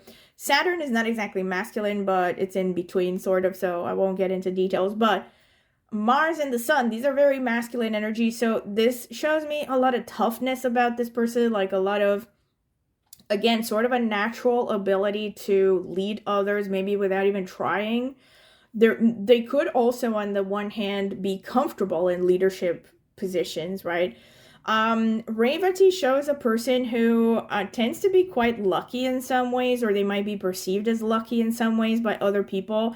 I also have to say, with Revati coming through, to some extent, also with Ardra coming through, Dhanishta, Vishakha, this person is most likely seen as above average attractive. Most likely their eyes stand out to a lot of people. They could have eyes that are a little bit wide set and or very dreamy and or have like an unusual color or something. And they could also show their emotions through their eyes very easily. Danishta shows that this person also, Danishta and Vishaka and the Mars coming through and the Sun. I really think for most of you, this person is pretty robust. Their body is probably pretty strong looking, especially if, actually, I was going to say especially if this is a man, but not only. This could be someone who has a broad body frame, like broad shoulders, you know, especially as a man, strong chest. There's a kind of heaviness about them, you know, like they're... yeah, they're not to be messed with or something. And we have Shravana. This person comes across as a good listener. They're very imaginative. They can be pretty romantic as well. Again, that explains a lot. Again, they're romantic, but I don't know if it comes out at first, right? Like maybe once you get to know them. And that Rahu energy also shows that there's something potentially unusual or exotic about this person. Could be the way that they portray themselves, could be just by nature of what they look like, their features. Maybe they're, you know, very mixed ethnically, so they look unusual compared to whatever the norm in your area is, right? Or whatever the norm in the area that you see this person for the first time is. With Rahu, there's always something kind of taboo involved. So again, with Rahu and Saturn coming through, there could be a significant age difference here between you and this person. Again, if you're curious about this topic, I do recommend that you check out my astrology channel because I have a bunch of videos there where I talk about, you know, unconventional relationships, non-conforming relationships, and how Rahu Saturn kind of ties into that.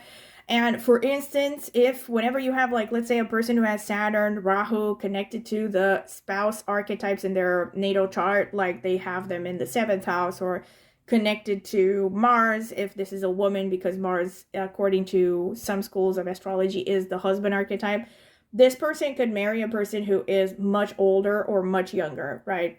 That could be a thing, or it just could be like a significant age difference, cultural difference between you and this person because of that Rahu. So somehow there's like something significantly different about this person, exotic, different, etc., unconventional, like I said. Also with Rahu and the Sun, this person definitely is very independent, and there could be an aura of unpredictability about them as well. There's someone who's probably very naturally good at teaching or guiding others. And yeah, they're probably the kind of person that a lot of people will tend to see as successful or maybe well off or something. They also, again, Mrigashira, Scorpio, Ketu. This is someone who is going to be naturally good at research. They're naturally good at getting down to the bottom of things. They probably enjoy murder mysteries and stuff like detective stories. Of course, for some of you, this could actually be someone who's into police or something. Like they have a job connected to that, especially with Mars coming through. I mean, they could be military, police. Also with Danishta. Danishta is connected to military a lot of the times. Let me think. What else? They could also be very competitive, very ambitious, especially with Vishaka. And also with Ardra. They could be a little bit rough around the edges in some ways, you know. Again, I'm having this repeated theme here. And oh my god, with Ardra and the 3 of Swords, this is also a strong confirmation. Even though Ardra is not exactly like Sastabisha. Again, this is something that I mention a lot, for instance, on my astrology channel, that Ardra is one of those nakshatras that goes through a lot of painful experiences in life that really toughen them up, you know. And in fact, I did mention Frankenstein. I just realized this. At some point, I will make a video on my astrology channel about Ardra because I've been meaning to do one for years. And one of the things that I want to talk about is how strongly Ardra themed the story of Frankenstein is, right? But anyway, I don't want to dwell too much on this. But this person has this kind of dichotomy between coming across as kind of rough but being sensitive deep down. And so with Ardra, they are more sensitive, more emotional than they come across. But they're also tougher, potentially, than they come across. Like, people tend to underestimate these people. They tend to underestimate their capacity for destruction, especially because Ardra is connected to the god of destruction, the goddess of destruction in Vedic astrology. Anyway, Ultra Bhadrapada, and so there is a significant amount of Saturn with this person. So I think this person can easily mingle with people. So they probably come across as pretty humble at the same time as good at leadership. So even if this person is someone who comes across as pretty self-sufficient, maybe even a little bit proud, maybe even a little bit, high-born, quote unquote, this person is someone who can easily be relatable to a lot of different people. They probably don't come across as arrogant. They're nice to people. So yeah, like a lot of people tend to like this person, I feel. And yeah, with Uttara Bhadrapada, this person could like to dance. They could also have a graceful thing about, like, they could be graceful if you look at them somehow. And they could really like the sea. They could really like swimming. They could also be drawn to snakes, or like, yeah, snakes and aesthetics. Also with Ardra, they could really love to spend time in nature, especially forests. With Mrigashira, the same, because both Ardra and Mrigashira are connected to forests. And they could really like animals. And animals could really like them. So they naturally or easily relate to animals more than the average person, let's say. And Danishta really shows that this person has an attractive body. Like, most people would look at this person and think, yeah, they're nice. They're nice. They're attractive. Even if this person is not the most conventionally attractive, there's just something about them that makes people feel attracted to them, especially the opposite sex, Okay, this is what I see. Let me gather these, and I'm going to get to some actual notes about physical characteristics. Okay, so whenever I get these, I always mention, please take them with a grain of salt, because obviously this is a general reading, so take whichever messages resonate. These are just some fun little things to look at, especially for people who have a person on their mind already. And it might offer some extra confirmation if you see some physical traits that this person has. All right. Oh, before I continue, as I gathered the notes, I wanted to say this person really likes to travel because of that Revati. And also with the Rahu energy, they could have a tattoo or a piercing or something. Yeah. Okay. So like, or something that is like borrowed from different cultures. That could be a thing with Rahu. Okay. Let's see. Spirit, tell me about pile number 2. Who is this person's next romantic partner? Okay.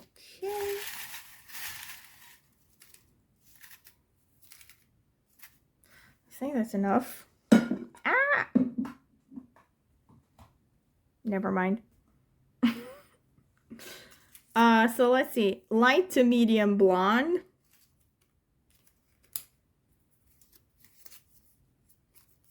Intense gaze. That's Scorpio.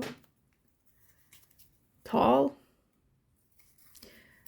Short nose to mouth distance. That's usefulness, basically. Light tan skin. Straight hair. Deep voice. Tall. Okay, came out twice. Athletic body, confirmation with the Mars coming through. Classic, elegant style. All right. Let's see. Very tall. Okay. Round eyes. Athletic body came out twice. Hazel eyes. Black eyes. Broad smile. That's typical for sun energy. Melancholic or serious expression. That's typical for Saturn energy, especially. Slim build. Beautiful hands. Bohemian style or vibes. Okay. All right. Pretty interesting notes. They were more specific than I expected, but yeah, quite a bit of them. So see how these resonate. Maybe they actually remind you of someone that you already know, or that you used to know, so that I can quote that song by Gautier. Anyway, this has been your reading, pile number 2. I hope you have enjoyed it. I definitely have. Again, a lot of very strong repeated messages. And again, if you have liked it, don't forget to like the video, subscribe to my channel, click on the notifications bell if you want to be notified when I upload a new video. Comment in the comment section with any feedback you would like to share, ideas you want maybe for future videos that you would like me to cover on my channel. If you are interested in a private tarot reading, check out my video description. I will leave my email address there. You can contact me for a pricing list, reading options, any information that you are interested in. Aside from that, I've also left a link in the video description to reviews I've gotten for private readings before. So go ahead and check them out. They might help you decide if you want to get a tarot reading from me. And aside from that, of course, if you would like to have access to more extra/exclusive content, you can check out the membership section. You can click on the join button under any of my videos, and you will see the prices for the membership tiers in your local currency. You can also see the videos that I have posted so far in the membership only section. I think if you also search for members only video or member simply as a keyword on my channel, you should see the members only videos that I posted so far.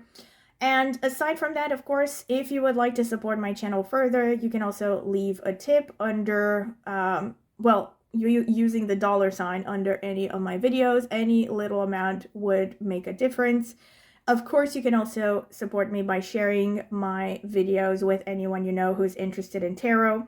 And last but not least, I also have an astrology channel. Like I mentioned, it's called Astro Martine. I will be linking it in the video description. I focus mainly on Vedic astrology there, but also with a lot of tropical insights. I have more than 20 years of experience in reading horoscopes. I started with tropical, and after about 10 years, I switched to Vedic, which I have found to be way more accurate.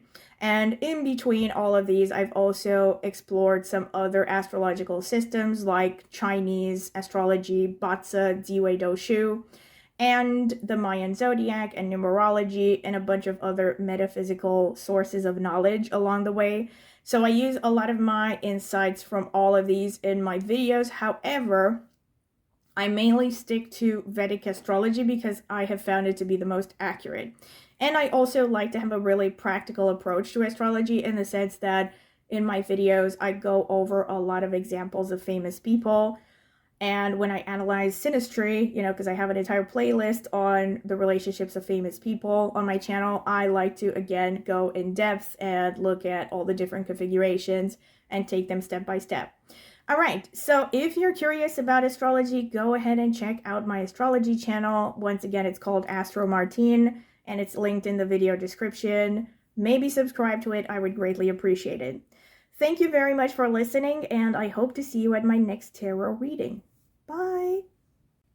Welcome, pile number 3. This is your reading if you have chosen this card over here, number 61, the Mask, and or this iolite crystal. This is going to be the card selection phase, and I am going to add timestamps so you can skip directly to the interpretation. Spirit, tell me about pile number 3.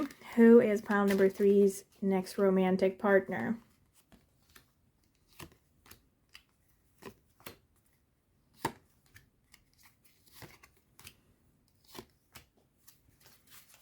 All right. We have Queen of Pentacles. We have Strength, the World, the Empress, Page of Swords, 8 of Swords.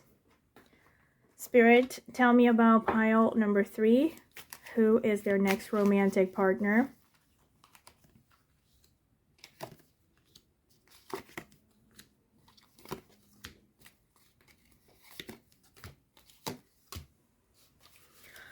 Okay, we have Knight of Cups, we have King of Pentacles, we have Ace of Wands, we have the Chariot, 4 of Pentacles, Queen of Cups.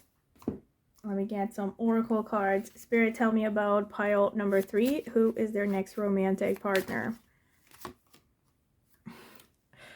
39, Peacock Prosperity. All right. I'm already getting some Kritika vibes from this person, potentially, because that nakshatra is connected to the peacock.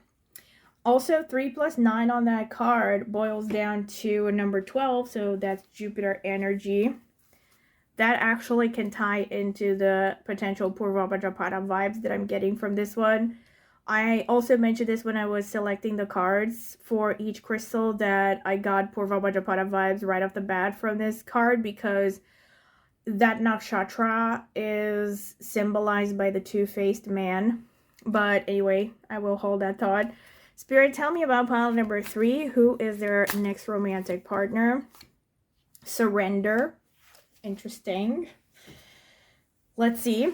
Okay, so we also have the number, so we have 61 here, which boils down to a number 7 in numerology, so that's a bit of Ketu energy. Makes sense with the idea that this person is kind of hidden, like their true self is a bit hidden. And then we have the Queen of Pentacles and we have the Knight of Cups. So this tells me this person is in a pretty secure position right now, financially and in life in general. Because the Queen of Pentacles, you know, it is pretty lush, pretty safe, especially when it comes to having material resources and whatnot. And then the Knight of Cups underneath makes me think that this person is looking for love, you know, because the Knight of Cups is a very romantic energy. And this could even be a person that maybe is in love with you right now when you're getting this reading, because this is their current energy at the moment when you come across this reading. And either way, you know, they're pretty romantic. And I think with the Knight of Cups, they also have a strong intuition and they're not afraid to follow it. We have the Strength and we have the King of Pentacles. So we have both the Queen and the King of Pentacles. This person has a lot of earth energy. Okay? So they're very solid, very stable. They have their finances in order. This is what I'm seeing right off the bat. And I think with the Strength coming through and the Pentacles, so like this person has a lot of tenacity, a lot of resilience, a lot of determination. And they're very determined to keep improving their financial situation. Even though they have a respectable position in life, they're not someone who is satisfied with what they have. So like they feel they can always do better. Now, the World and the Ace of Wands coming through in opposition, in the most literal sense, this could be someone who is at a significant distance from you, because the World represents, well, travel, especially like long distance, long-term travel. So I really think that this person, for some of you, could be at a significant difference. Maybe they're difference as well, but distance, right? So they could be really far away from you. But with the Ace of Wands underneath, because the World can also be interpreted as an ending, and then the Ace of Wands is about a beginning. So it could be that this person is in the moment, like when you come across this reading, they're somehow at a crossroads, like they're ending a significant chapter and they're about to start a new one. So they have to travel, they have to move to a different location potentially, and this could be a problem somehow with respect to you and them getting together. But obviously the question is, who is your next romantic partner? So eventually you will get together. It's just that at the beginning, at the onset, the distance between you and them could be a problem. Okay, then we have the Empress, we have the Chariot in the past. And again, we have the number 7 here and the number 3. So many number 3s here. So like this person is very Jupiterian, really. This person is very progress-oriented, very expansion-oriented, probably well-educated, probably come across as pretty lucky. And the Empress with the Chariot underneath, this shows that this person has been very determined in, I would say, single-minded, actually, in pursuing abundance, in pursuing material comfort. With the Empress especially, this is like Taurus, very heavy Taurus energy. So this is a person who's very security oriented when it comes to their finances, to their career.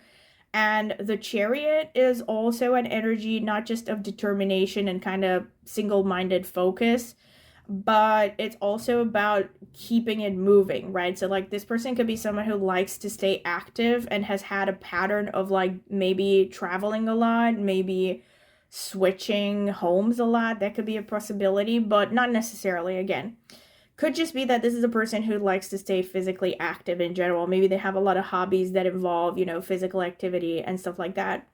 Then we have the Princess of Swords or the Page of Swords over here and the 4 of Pentacles. I want to get clarifications here. Please clarify the Page of Swords, Spirit. Ace of Pentacles. Wow. Wow, this person is like obsessed with making money. Please clarify the Four of Pentacles, but not in this context only. Okay, Hierophant. Wow. Okay, so let me tell you something. This person is going to ask you to marry them. All right, I wouldn't be able to tell you when, of course, but this is someone who is definitely going to want to marry you. They want to have a conventional relationship. Let me tell you something. See, the Page of Swords with the Ace of Pentacles underneath, this shows that they see you as a prize early on. So they will want to secure you. They see you as like a treasure that needs to be locked down, you know, as soon as possible. They don't want to risk losing you.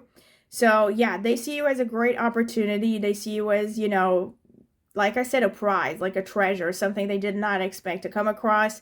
And with the Four of Pentacles, again, especially the Four of Pentacles and then the Hierophant underneath, this person really will need to feel that you have a solid relationship. And most likely, 99.9% certainly, this person is going to ask you to marry them because they want to have that officialness.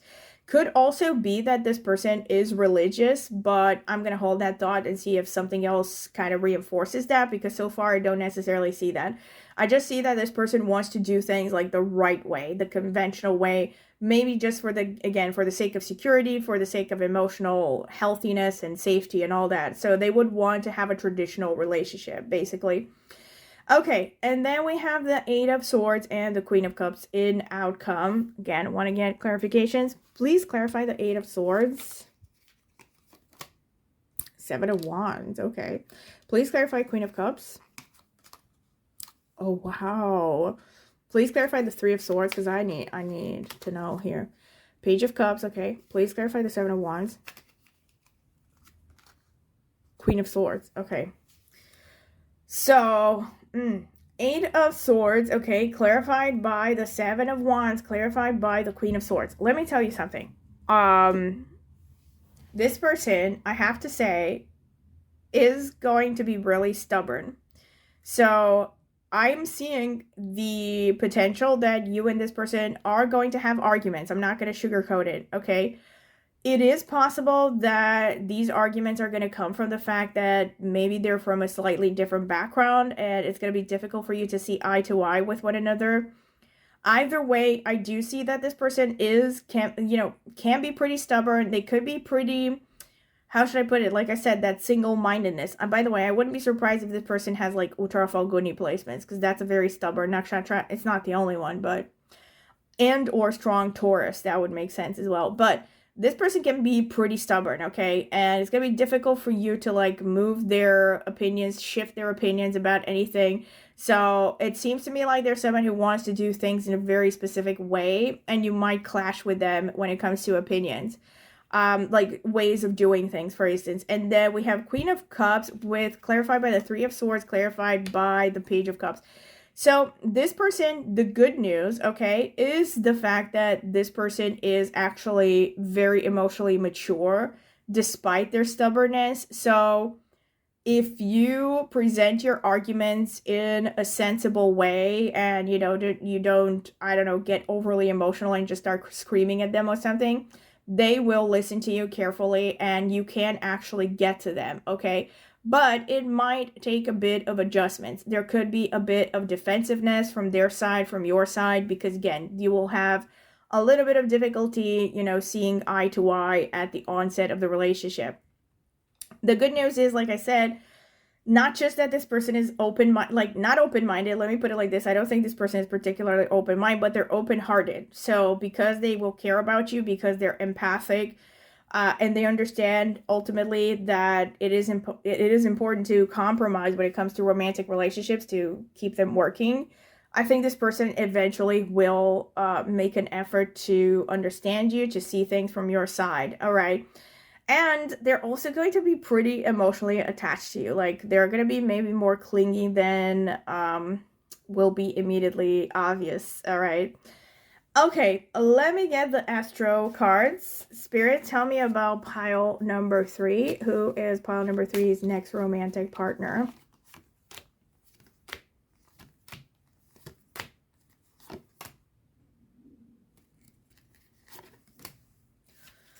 All right, we have Uranus. That is Queen/King of Swords energy. This is Aquarius energy. We have Chiron, inner healing. So this is Sastabisha energy. I have to say before I continue, if you feel drawn to one of the other two piles, you might want to check it out because there might be messages in there for you as well, but only if you felt drawn to it.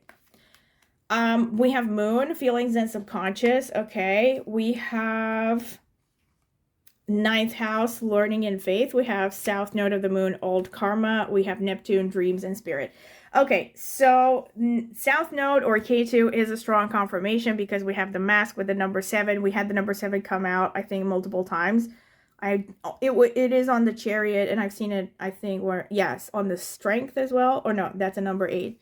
But it is on the chariot, and I think I saw it one other places. Anyway, the bottom line is, it is on this very first card. So number 7 is by nature connected to K2. It's a number that shows a person who is used to functioning by themselves, all right? So there's someone, again, it kind of leads into that single-mindedness, but it goes beyond that. This is not a person who's going to be codependent. This is someone who knows how to be by themselves. And K2 shows an elevated spirit, a person who is spiritually pretty advanced. Also somebody who can be very instinctive and intuitive. Makes sense a lot with what I saw from the beginning with the Knight of Cups. So this is a person who is advanced spiritually. They trust their intuition. They trust their instincts. They could be someone who even has very strong dreams, like they're very in touch with their dream world and their subconscious. As in, this is going to sound crazy, but for some people, this could actually be a thing. Maybe this is someone who's going to remind you of someone you dreamt about at one point. Or it could be from their side. I have to say, for this pile, this person could actually be borderline psychic. I'm getting this pretty strongly here. This is someone who's very, very intuitive.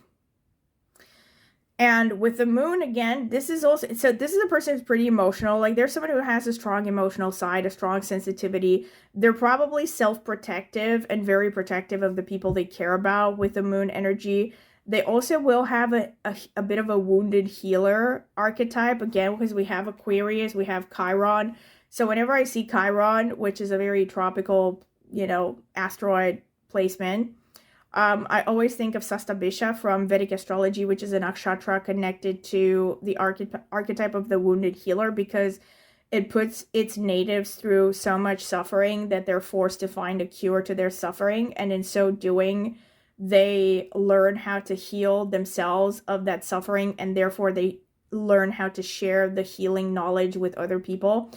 And a lot of the times, like, this Sastabisha nakshatra can, be very popular with people because people kind of gravitate towards them because they have a natural healing ability. Sometimes they can actually be involved with the medical field or something related to the medical field because, well, it's also called, the translation of its origin is something like the 1,000 physicians to the gods or something like that, or 1,000 physicians to the gods. So it's connected to healthcare a lot. So maybe this person is actually in healthcare for some of you. Obviously, it's not going to be for everyone, but irrespective, they will have like a natural charisma and a natural ability to be healing. Ninth house can be, again, this person is highly educated, and it is a confirmation that for many of you, this person could be at a distance. They could be coming from a different background. It could also be that they travel a lot in general. So like whether it's for their work or because they genuinely like it. This person can also be very concerned with ninth house topics, things like faith, religion, philosophy, higher education. Maybe they're an academic. They could be in publishing, or they like to educate themselves a lot. Maybe, again, they could be highly educated, like they have a lot of formal education. Maybe there's someone who likes to read a lot, likes to travel and explore new cultures. I think this person likes to learn through experience a lot. So there's a lot of expansiveness, a lot of a desire for freedom. They could be pretty outdoorsy as well. And they could be research oriented. They like to get to the bottom of things. Also, this person, I have to say, is not an open book. So they're not someone who's easy to read. The surrender card here is really interesting to me. Prosperity and peacock. Oh my God. Right off the bat. Yeah, I think like, don't tell the other cards, but I think like in your case, this person is pretty well off. This is like the card, this is the pile that I get this message most strongly, you know, like that this person is really well off financially. Either way, you know, I was talking about the ninth house. So this person could be even in a teaching position, or they could be in academia, or again, you could have met this person through any of these areas that I just mentioned, you know. I think they also can come across as really aloof and independent because they have this Aquarius energy. And Ketu also can be really spaced out. And I have to say, with Moon, with Ketu, with this woman also of incredible paleness. I also mentioned this in a video that I did on my astrology channel called The Archetypes of Ketu, that especially among people of, I guess, white race heritage, these people tend to be ridiculously pale. Like, these are the placements, Ketu especially, even the Moon to some extent, but Ketu especially can produce this physical appearance that makes a person ghostly pale. So this could be a thing, but of course it depends on their genetic inheritance. But even among other races, a lot of people with Ketu on their physical appearance tend towards the paler spectrum of their inheritance. Like, they could be the palest among their parents or their immediate family, you know? This is something that I feel is worth mentioning because, again, like, both of these, like South Node and the Moon, are connected, and especially this really stood out to me because, like, this is a kind of ghostly pale that tends to be very Ketuvian. Anyway, Neptune, okay, I have to say this person will come across, I think, as pretty romantic. At least sometimes.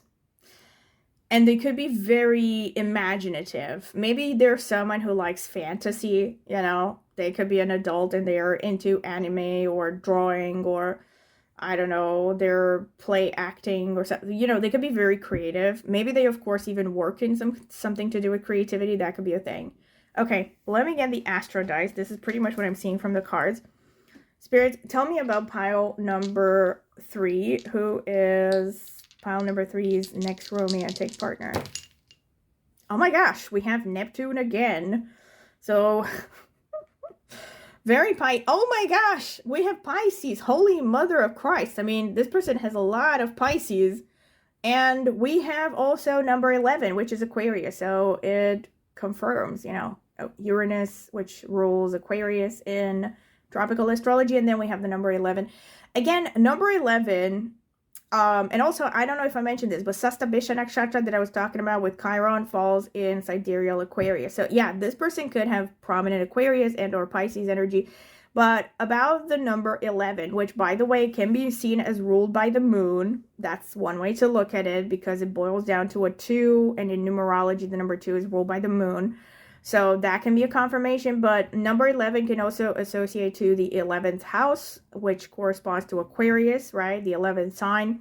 And this makes a lot of sense in the sense that this person is really spiritual. I have to say, for most of you,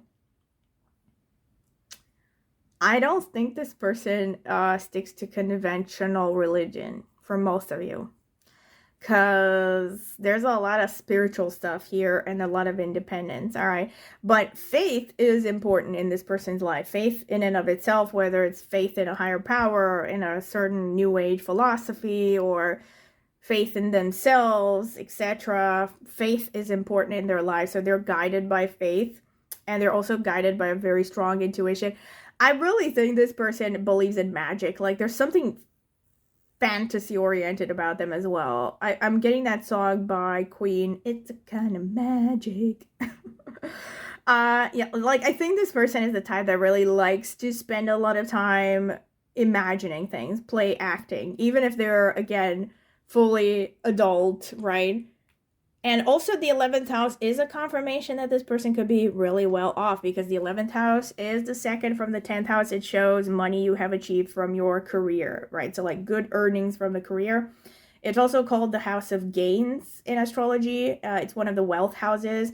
And the 11th house can also show that this person could have like a wide audience, or there's someone who easily becomes popular. People tend to gravitate towards them.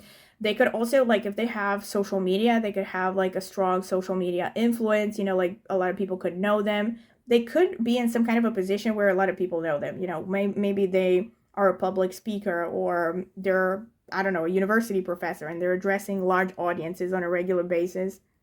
That's 11th house stuff. 11th house can also, so 11th house is connected to anything that draws big crowds. Also, 11th house could be charity, social work, right? So this person could be interested in those things. You could meet this person in 11th house circumstances or 9th house circumstances, like I said. So traveling, studying.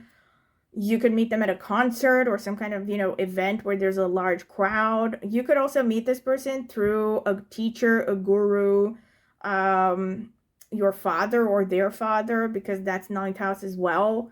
Could be, with the 11th house, could be elder siblings, could be siblings in general, or extended family, but especially the elder sibling, or through friends, or again, your circle of friends and acquaintances, or their circle of friends and acquaintances.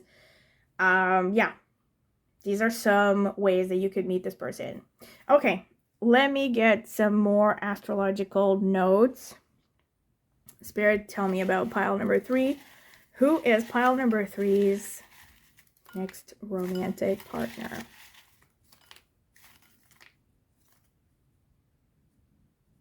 I don't know. This doesn't feel right. Okay, I think that's enough. Let's see. Aries. All right. K2. Holy shit. Oh my gosh. This person is like so Ketuvian. Holy shit. Yeah, maybe they have K2 in the first house. That would make sense. Saturn. Okay. Capricorn. So there's a significant amount of Saturn here going on, which makes sense because of all that Pentacles energy, like I said. So Saturn / Capricorn, basically, and the 10th house, which it associates with, is the sign / energy of social status. So I do think that this person most likely is pretty mature. Like, I wouldn't be able to say how mature, or even if they are younger, they are just coming from maybe like generational wealth, or maybe they're, I don't know, some kind of influencer that started working at 13 and now they're 25 and a millionaire. Or, I don't know, some rare cases like that, because I am seeing this idea repeatedly that they're pretty well off, that they somehow have an established career already. Virgo, okay, so there's more earth energy. Like I said, this person has a lot of earth energy as well, so that is confirmed. Let's see the nakshatras. We have Hasta nakshatra, which falls in Virgo. Okay, so like double Virgo energy already. Uttara Ashadha, which falls in Sagittarius and Capricorn, which is ruled by the sun. Uttara Bhadrapada, which falls in Pisces. Hello, ruled by Saturn. So a lot of Pisces. Maybe this person has placements in Uttara Bhadrapada. Anuradha nakshatra falls in Scorpio, ruled by Saturn. That makes sense as well. Ashwini, ruled by Ketu. That makes a lot of sense. Very strong confirmation.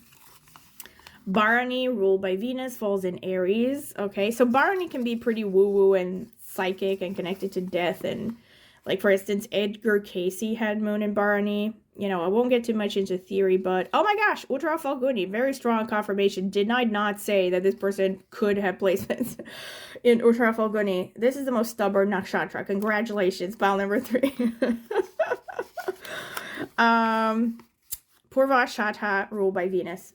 No, I'm playing. This person is a catch, okay? They might have some, you know, some kinks that you have to work through, but they are a catch, definitely. Okay, so let me break things down. The Ashwini makes a lot of sense because I was picking up, like, more than the other piles, I was picking up this pretty closed off energy. I have to say, Ashwini is one of those nakshatras that I feel both kind of jealous towards and very full of admiration towards. Like, every person that I've met who is Ashwini is like has so many qualities that I admire. And the main thing that I admire about this nakshatra, I was actually thinking about doing a video on Ashwini, like specifically on Ashwini on my astrology channel at some point, because I'm full of ideas, but you know, so many ideas, so little time. But yeah, Ashwini is, I think, more than any other nakshatra, just so single-minded. They're so loyal to their vision, and I think it's also why this is the very first nakshatra out of 27, because it's so often connected to people who are pioneering. And what I've noticed over the years is that a lot of people who have Ashwini placements, they tend to make it, and don't get me wrong, they tend to also go through a lot of struggles, a lot of trials and tribulations, but when they make it really big, simply because they're so original, they're so devoted to their particular vision, you know? And so what they bring to the world, oftentimes, when they make it, okay, because I'm not trying to say that this nakshatra always has it easy, and they always make it, but when they do, they make it really big. Like, these are revolutionaries. I mean, Nikola Tesla, just to give an example, had Moon in Ashwini, and I'm not trying to say that everybody who has Moon in Ashwini or placements in Ashwini is going to become the next Nikola Tesla. Obviously, that's why I'm saying this. But it is one of those nakshatras that has, oftentimes just has something like really special. And when you see actors with Ashwini, again, they tend to be really good. And they tend to find work just because they're seen as kind of like these mad geniuses that somehow make it in very niche ways. For instance, what's his name? Daniel Day-Lewis, for instance, has Moon in Ashwini. Again, I have had a crush on that guy probably since I was like 6 years old. I mean, in a weird way. It's not even a romantic crush. It's, I don't know what kind of a crush, but it's some kind of a fascination. Anyway, but this is the kind of person, right? So like someone who's really stubborn, really like determined, focused on their craft and perfecting themselves and the things that they really care about. Okay, so, and also there's a lot of inner toughness about this person. Also with Ashwini, they can have really killer bone structure. A lot of people, especially if the person has Moon in Ashwini, have high cheekbones, very nice chiseled features. A lot of these features that are seen as very photogenic, right, are Ashwini dominant. And, you know, and most of the times, both men and women with Ashwini placements tend to be seen as really attractive.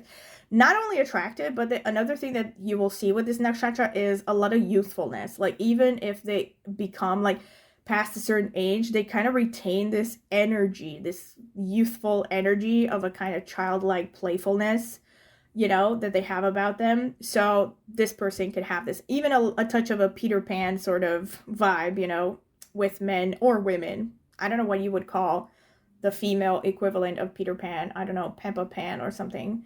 They need to come up with an equivalent, because I think a lot of women have Peter Pan syndrome. But anyway, I won't get into that. So anyway, that's the Ashwini part. Now, again, considering the fact, I feel like I should have said this from the beginning, but I kind of implied it. I don't know, I took it for granted that most people are going to understand this. But because this is a general reading, of course, it doesn't mean that everybody is going to have a future partner that has all of these traits. It could be a combination of different types of traits from some of these, right? Could be only one of them. Maybe it could be like bits and pieces of different nakshatras, different placements, right? But it won't be like all of them put together, obviously. Some of them are even contradictory.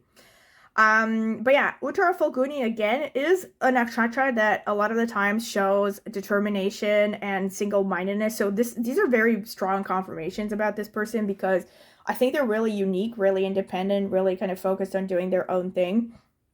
And Uttara Falguni is very creative. A lot of the times, like a lot of famous actors and famous singers have Uttara Falguni. And yeah, they tend to be, again, it's an interesting nakshatra in the sense that despite the fact that they're very stubborn and, you know, they're very determined to succeed, they're also not necessarily very flashy or aggressive. So they might even be the kind of people that you wouldn't necessarily look at first and think, oh my gosh, this person is going to make it big. And I feel like that's because they're ruled by the cow. I mean, the animal associated to them is the cow, right? Or Some books have called it the buffalo, whatever you want to call it. But it's kind of like, you know, it's just like the Taurus energy. Basically, this nakshatra's power is their inertia, their determination, their slow and steady wins the race sort of attitude, you know. So, and again, oftentimes with Uttara Falguni, they end up in positions of leadership or in positions where everybody looks at them, right? So like they're all eyes on them, you know, like in arts, in acting, etc., because they tend to do well in independent positions where they can do their own thing, right? I had a boss who was an Uttara Falguni, very stubborn again, but he was a good boss. Anyway, one of the few that I had in corporate environments. Anyway, right, Anuradha, okay, I was just looking, yeah, we have Aries here. Aries makes sense because of that, Ashwini falls at Aries. So I think this person, again, Aries, the Aries energy just shows this self-motivation, determination, very proactive energy. Could also be someone who is, again, likes to stay physically active. That showed with the Chariot as well. Maybe they're also really focused on taking care of their body as well. So like they could be maybe, yeah, going to the gym a lot and stuff like that. With Anuradha, I wanted to say this. So this falls in Scorpio.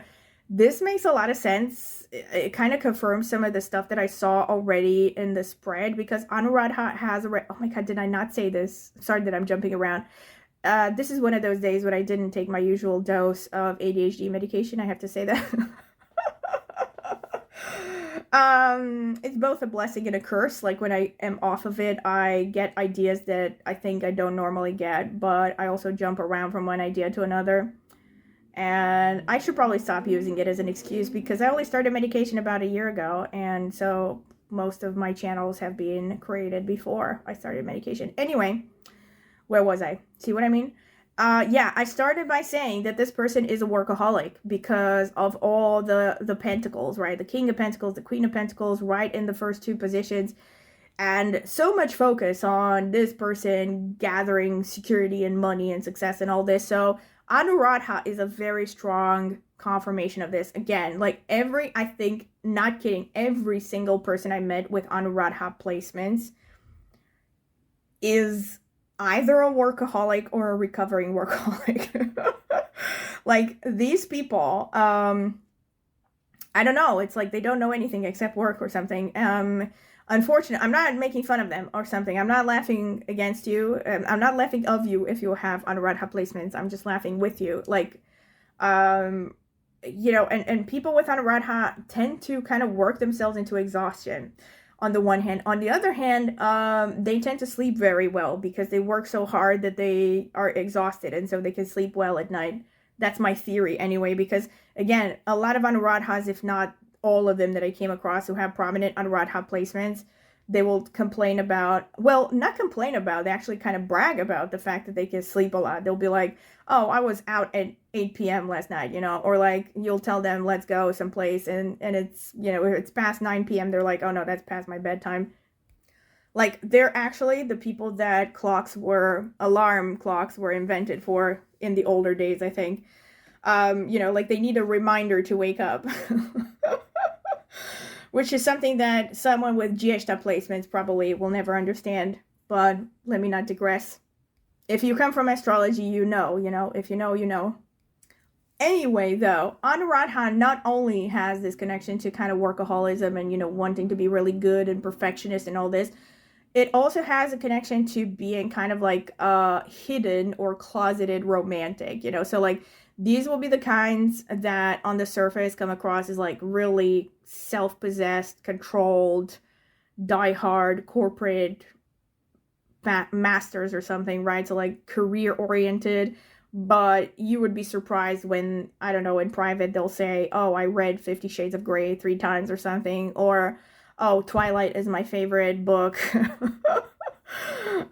When they say that, you have to get them drunk first. You know what I mean? It's like they won't say it in public, but these are the kind of people, you know, that when they'll have like a private conversation with, you know, people that they feel comfortable around, they will start to confess, or that they'll be the kind of people that you'll be surprised they had crazy infatuations, or that they did something wild for someone they were attracted to when they were in high school, right? Because they seem really self-possessed, really kind of, I don't want to say vanilla, but sometimes it could be vanilla. They just seem like, you know, the types that are really buttoned up, really self-possessed, unless they have a lot of other influences in their horoscope that kind of overrides this, you know. But on the surface, yes, serious. And also, Anuradha physically tends to have face shape oftentimes. Well, this is the typical Saturnian face, I would say, but Anuradha, I saw, has this a lot. They have a really elongated face shape, so they tend to have like a face that is narrow and long, and especially the distance from the base of the nose to the tip of the chin tends to be longer than average, like longer than you would see with most people. For instance, I was just gonna say Justin Timberlake. Anyway, Justin Bieber, right? That's his name. Yes, I am remembering now. He has prominent Anuradha. I don't remember exactly, but I think he has his ascendant. I remember talking about him in, oh yes, I did the relationship analysis between him and Hailey Bieber on my astrology channel. Again, if you're curious, go ahead and check it out. My astrology channel is linked in the video description. Anyway, this is Anuradha influence, all right? Uttar Bhadrapada, again, so we have a lot of Saturn here. Saturn also came out here, and we have Uttar Bhadrapada, we have Anuradha, and let me see. There's also Pushya, so Pushya didn't come out, but we have 2 out of 3 Saturn rule nakshatras that came out here. So in addition to actually having Saturn as an influence, and Capricorn. So a lot of Saturn going on here. Not a coincidence, not surprising, like I said, because again, this person has so many pentacles here. So clearly this is someone who is very focused on career success, okay? And most likely, like I said, for most of you, has already reached some kind of level of conventional success and a certain amount of financial abundance. All right. Then the Uttara Bhadrapada, which falls in Pisces. I was going to say this, so this person probably on the surface comes across as pretty humble. You know, like they're not someone who's particularly flashy, I would say. They're probably relatable. I was thinking non-threatening, even though maybe that doesn't sound positive, but this is the vibe that I'm getting. Like, not someone that you would think is all over the top, crazy, whatever. Uttara Bhadrapada shows a connection to the sea, connection to things like social work, also kind of things that are a little bit occult or like woo-woo, including things that include tarot, astrology, stuff like that. Well, you know, people from the mainstream would call astrology woo-woo. Those of us who are into it just call it basically the path, the way, the Bible. Anyway, I'm kidding, I digress. The bottom line is, yes, Uttara Bhadrapada will show some kind of spiritual tendency. I have to say, I mean, some traditional texts will associate Uttara Bhadrapada to clergy, you know, like members of organized religion. I'm sure a lot of people don't want to hear that, you know, but I don't know, maybe for some of you, this person could actually be, I don't know, a preacher. I'm getting that song in my head, like, the only man who could ever reach me was the son of a preacher man. Oh, you know who has Uttara Bhadrapada and actually is a preacher? I think I mentioned this in another video, and I wasn't joking, by the way, in case you're wondering. I sometimes, after 2020, started listening to Joel Osteen's sermon sometimes because it just made me feel good, even though most of my brain was like, yeah, this is bullshit. The other part of my brain was like, yeah, this makes me feel good. It makes me feel good to think about these things, even though I was taking them with a grain of salt, you know. I mean, a lot of what he says, even though he is technically a preacher, is just, I don't know, motivational speech, basically. If you take the religious parts out of it, it's just stuff that, I don't know, pushes you forward to carry on in life, I guess, to push through. Yeah, just to give you an example, so not trying to say that everybody with Uttara Bhadrapada is going to be very into Abrahamic religions, but it is a possibility, all right? And the thing is that Uttara Bhadrapada tends to be very kind of, since it falls in Pisces, and Pisces is very much faith-oriented, right? So it can be very creative as well. So again, you could have, this person could also be very, like I said, very into imagination, very creative. I don't know, like, and they could be drawn to the sea. They could really like swimming. Uttara Bhadrapada is also connected to dancing a lot. So maybe this person likes to dance. They could be good at dancing.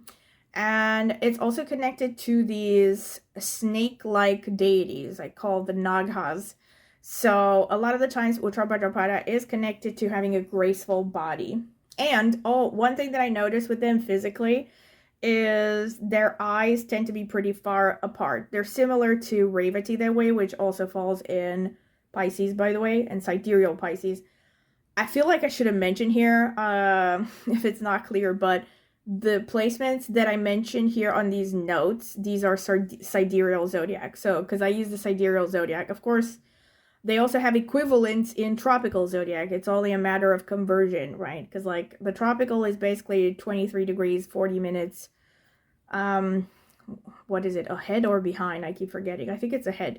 I don't forget, but I forget the word to describe it in English. You know what I mean? I think it's ahead. Yeah. Anyway, doesn't matter. The bottom line is you can translate them because the nakshatras are like a system that is overlapping the zodiac, okay? So, yeah. Anyway, the Uttara Bhadrapada energy, like I said, could bring eyes that are wide set, could be a little bit dreamy as well. Also, because it's ruled by Saturn, Uttara Bhadrapada tends to show nice bone structure. Okay. Hasta is actually, again, speaking of fantasy and magic and stuff, like Hasta is sometimes connected to magicians and magic tricks. It's actually connected to the hands. And so these people tend to like to use their hands a lot. And it also, like, physically, because it's ruled by, well, it's ruled by the moon, but it also has some Mercury energy because it falls in Virgo. And so Hasta can have this physical appearance. First of all, they can have greenish eyes. Anything that has Mercury in it can have greenish colored eyes, you know, especially with Virgo coming out as well, and Hasta, right? So hazel of any kinds, but something that has little specks of green, or they could like the color green. But anyway, I was talking about the hand. So Hasta, again, is extremely creative. This is a nakshatra that can really tap into the collective subconscious, and it's one of those nakshatras that creates works of art that everybody tends to like, you know. So again, like genius, bordering on genius sort of stuff, and they're very good at music. So this is a nakshatra, I would say, because it rules the hands, right? It's connected to the hands. It tends to show people who are naturally good. Well, not naturally, they still have to practice, but they tend to like to play instruments, right? And they also tend to be really drawn to music. They will have a natural ability to sing, to, you know, express themselves through music. For instance, Iniko, for instance, has, if I'm not mistaken, moon in Hasta. And the reason I remembered her is because, wow, I mean, I think she's really original and brilliant. And again, not trying to say that everybody with Hasta is going to be some kind of brilliant musician, but a lot of them I've noticed over the years, they tend to be, and they're very creative. And again, because of the hands thing, they are kind of connected to magic tricks, you know, and doing magic. And again, because of the moon, they are very creative. They like stories, they like make-believe, you know, that kind of thing. They might actually like to watch magicians and magic tricks and stuff like that. And what else can I say about Hasta? There's the attention to details as well, which is typical for Virgo. And again, there's kind of like a calmness about them on the surface because of the connection to the buffalo energy. There's kind of like this slow and steady vibe. Again, a bit of inertia about them, like they're unbothered, you know. So I feel like this person has a lot of unbothered energy because Uttara Falguni, Anuradha, Uttara Bhadrapada, Hasta, all of these, they're very good at projecting the unbothered vibe. Bharani as well has a very kind of don't give a fuck sort of vibe about them a lot of the times. Now, it doesn't mean that they don't actually feel things intensely. It's just they're very good at projecting the unbothered vibe. Uttara Ashadha, again, talking about unbothered. I mean, Uttara Ashadha, so many of them that I see in real life and on the on the screen, in movies, you know, they're so good at doing the gray rock. I mean, they're so good at not projecting any kind of feelings or emotions. But anyway, the bottom line is Uttarashadha is very independent. It's ruled by the sun again, and it is also kind of connected to things like oratory abilities, you know, like being able to connect to a crowd. It's also sort of connected to spirituality as well. And yeah, it's kind of like, I think it's, if I'm not mistaken, I think it is a Brahmin caste, which is like a priestly caste. So it is a pretty spiritual nakshatra. Also, it's called the ladder invincible or something like that. But you also have Purvashadha here, so you have both. This makes a lot of sense. I really think for some of you, this person has been successful from a young age. Purvashadha is, I think I called the early invincible or the first invincible or something like that. So Purvashadhas, especially when people have moon in it, tend to be the types that get successful from a young age. They follow the conventional path, you know, they do everything right, they tick every box. Unless, of course, there's a lot of damage to their horoscope from other positions. But for the most part, these are the kinds of people that also they tend to be very smart, especially with moon and Purvashadha. And these will tend to be the kind of people that don't have a problem, you know, making it in just about any field. Also, Purvashadha, again, is connected to the sea, connected to mermaid imagery a lot as well. So maybe this is a person who, again, really likes the sea. Maybe they like scuba diving. Maybe they like snorkeling. I don't know. Maybe you might notice they have a mermaid tattoo or something. Maybe they're a sailor. Or, and also Purvashadha tends to have nice hair as far as I notice because of that Venus energy. Speaking of mermaids, like this is, I don't know if you've heard the phrase, but I have heard it from other people. The mermaid hair thing, like, you know, the perfectly wavy. It's like that hair that is not curly and it's not straight. It's just the perfect type of wavy, you know, breezy and free, you know, the kind of hair that Ariel had in the cartoons or something. Um, or she didn't actually have wavy hair, I don't remember. But she did have like this big fringe or something, this kind of big wave that was sort of flowing in front of her forehead.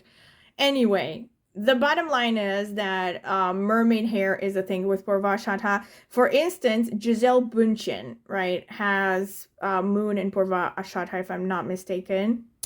I'm not 100% sure, but I think, as far as I remember, Liv Tyler also has moon in Purvashadha. The bottom line is that a lot of conventionally pretty women, and they also, Purvashadha tends to have this perfectly oval face, you know. And also tends to have traditionally beautiful features, just like anything that Venus touches, you know, nice lips, nice eyes, pretty nose, conventionally pretty, nice hair, nice skin, etc. And also Bharani, last but not least, Bharani is known to be a heavy, dark sort of sensuality. Whenever I get Bharani, my favorite example is always Lana Del Rey, because I swear if Lana Del Rey had not been born yet or something, and someone would ask a Vedic astrologer to create the perfect embodiment of the Bharani aesthetic, I think they would have created something that looks like Lana Del Rey.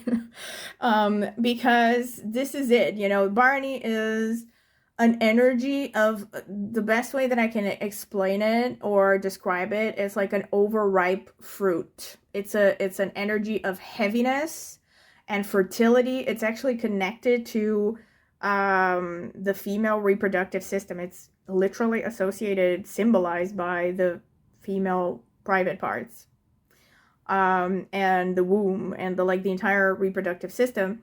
It's connected to both birth and death, right? So there's like a lot of emotional heaviness, and I've heard more than one traditional Vedic astrologers, refer to it as the most feminine nakshatra.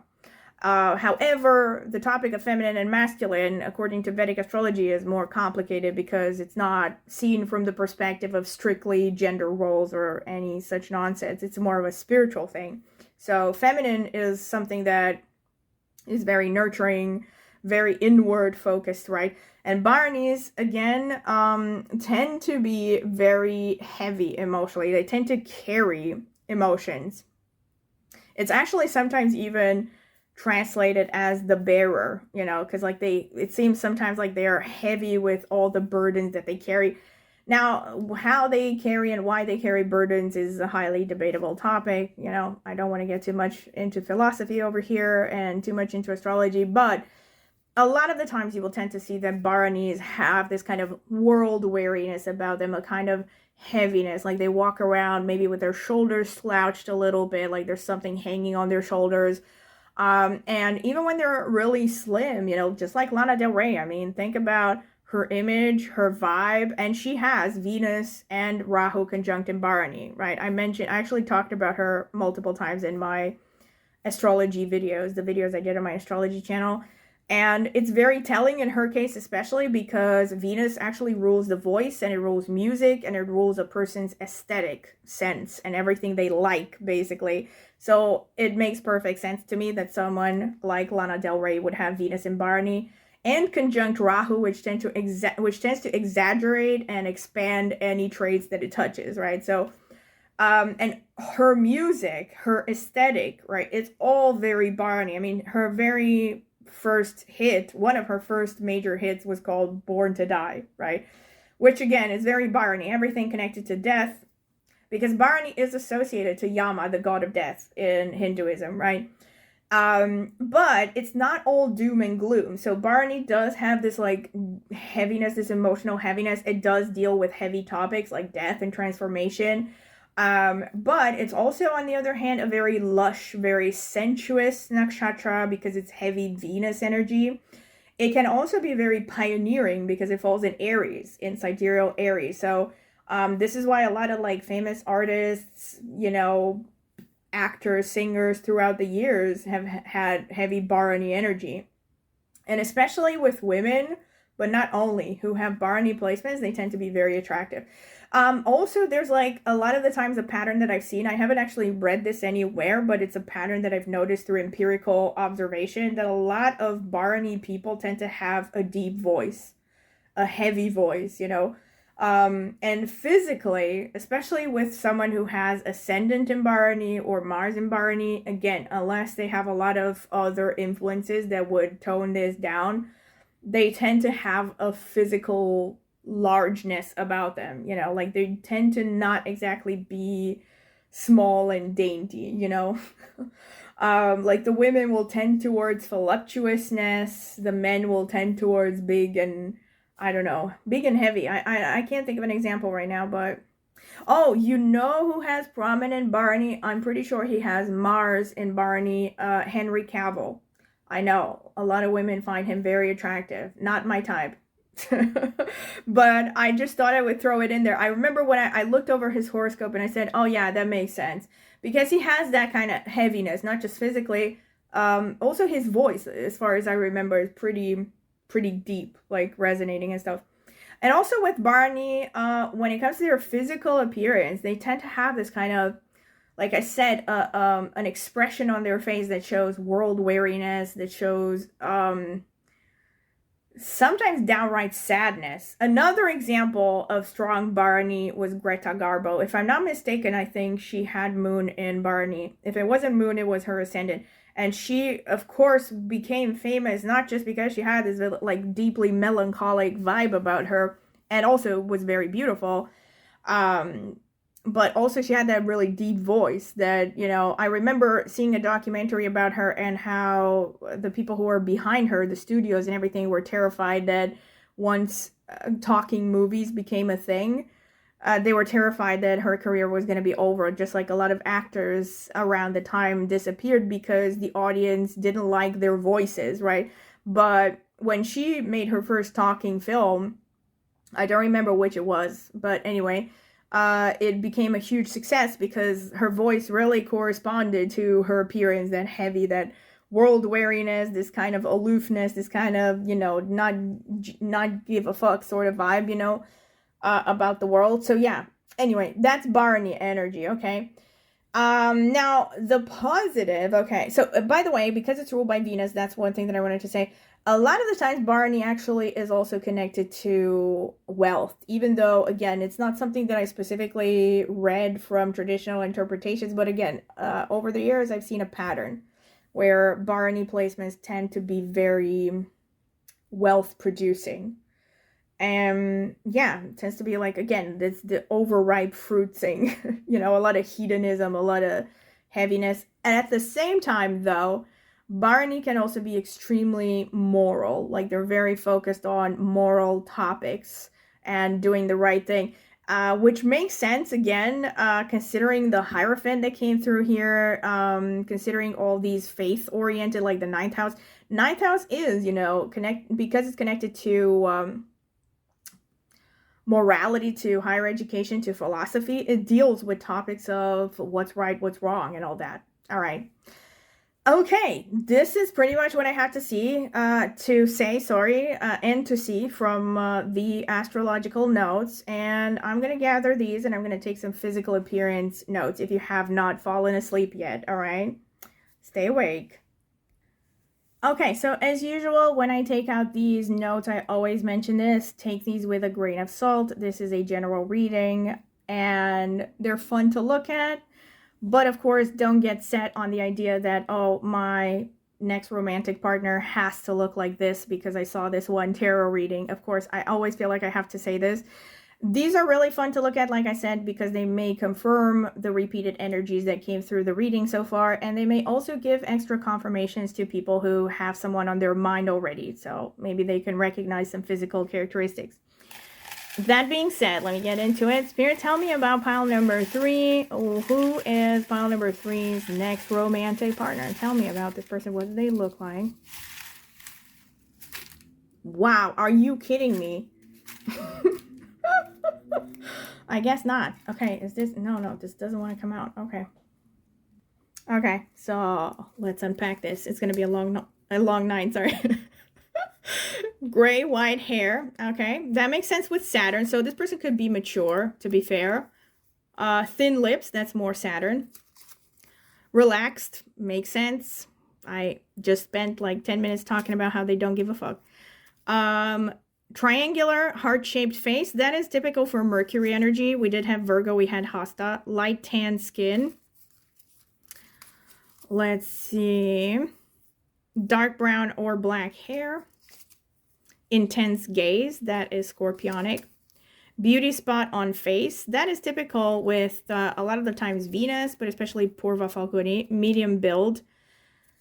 Let's see. Strong jaw. That is typical for Sun energy. Jovial, playful expression. That is typical for Jupiter. Jupiter came through a lot. Broad smile. Also typical for especially Sun, but Jupiter as well. Light to medium blonde. Didn't this come out twice? No, it didn't. Light to medium blonde. Okay. Dark tan skin.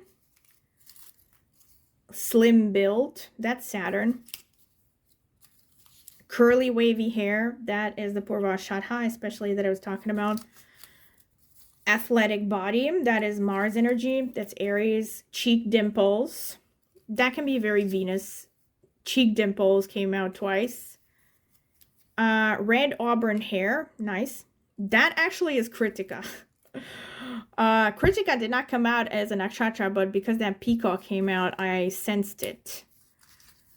Okay. Younger, youthful. All right. So there could be a significant age gap between the two of you. Melancholic, serious expression. Very strong confirmation.